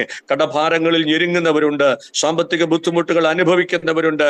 ജീവിതത്തിൽ കർത്താവെ, ഒത്തിരിയേറെ അധ്വാനിച്ചിട്ടും ഒന്നും മിച്ചം വയ്ക്കാൻ കഴിയാതെ പല നിലവാരത്തിലും കർത്താവെ നഷ്ടങ്ങളുടെ കണക്കുകൾ പറയുന്നവരുണ്ട്. കർത്താവെ, ഈ ദിവസങ്ങളില് അങ്ങ് പ്രവർത്തിക്കണമേ. നഷ്ടങ്ങളെ ലാഭമാക്കുന്ന, വിലാപത്തെ നൃത്തമാക്കി തീർക്കുന്ന മഹാദൈവത്തിന്റെ കരുണ പ്രിയപ്പെട്ടവരോട് കൂടെ ഇരിക്കണം. എല്ലാ വ്യൂവേഴ്സിനെയും കർത്താവ് യേശുവിന്റെ നാമത്തിൽ അടിയൻ അനുഗ്രഹിച്ച് പ്രാർത്ഥിക്കുന്നു. കർത്താവെ, ദൈവമേ, അനേക കുടുംബങ്ങളിൽ ദൈവം പ്രവർത്തിക്കണം. അനേക വ്യക്തി ജീവിതങ്ങളിൽ ദൈവം പ്രവർത്തിക്കുമാറാകണം. ഞാൻ പ്രവർത്തിക്കുമാർ തടുക്കുമെന്ന് അരുളി ചെയ്തവന്റെ കരങ്ങളിൽ ഏൽപ്പിച്ച് പ്രാർത്ഥിക്കുന്നു. അടിയങ്ങളെ രക്ഷിച്ചതുപോലെ, ഞങ്ങൾക്ക് സമാധാനം തന്നതുപോലെ, ഞങ്ങൾക്കൊരു പുതിയ ജീവിതം തന്നതുപോലെ, ഞങ്ങൾക്കൊരു പുതിയ സ്വഭാവം തന്നതുപോലെ, ഞങ്ങളെ പുതിയ സൃഷ്ടിയാക്കി തീർത്തതുപോലെ അനേകരുടെ ജീവിതത്തിലും പരിശുദ്ധാത്മാവ് പ്രവർത്തിക്കുമാറാകണമെന്ന് പ്രാർത്ഥിക്കുന്നു. ദൈവത്തിന്റെ കരങ്ങളിൽ ഏൽപ്പിക്കുന്നു.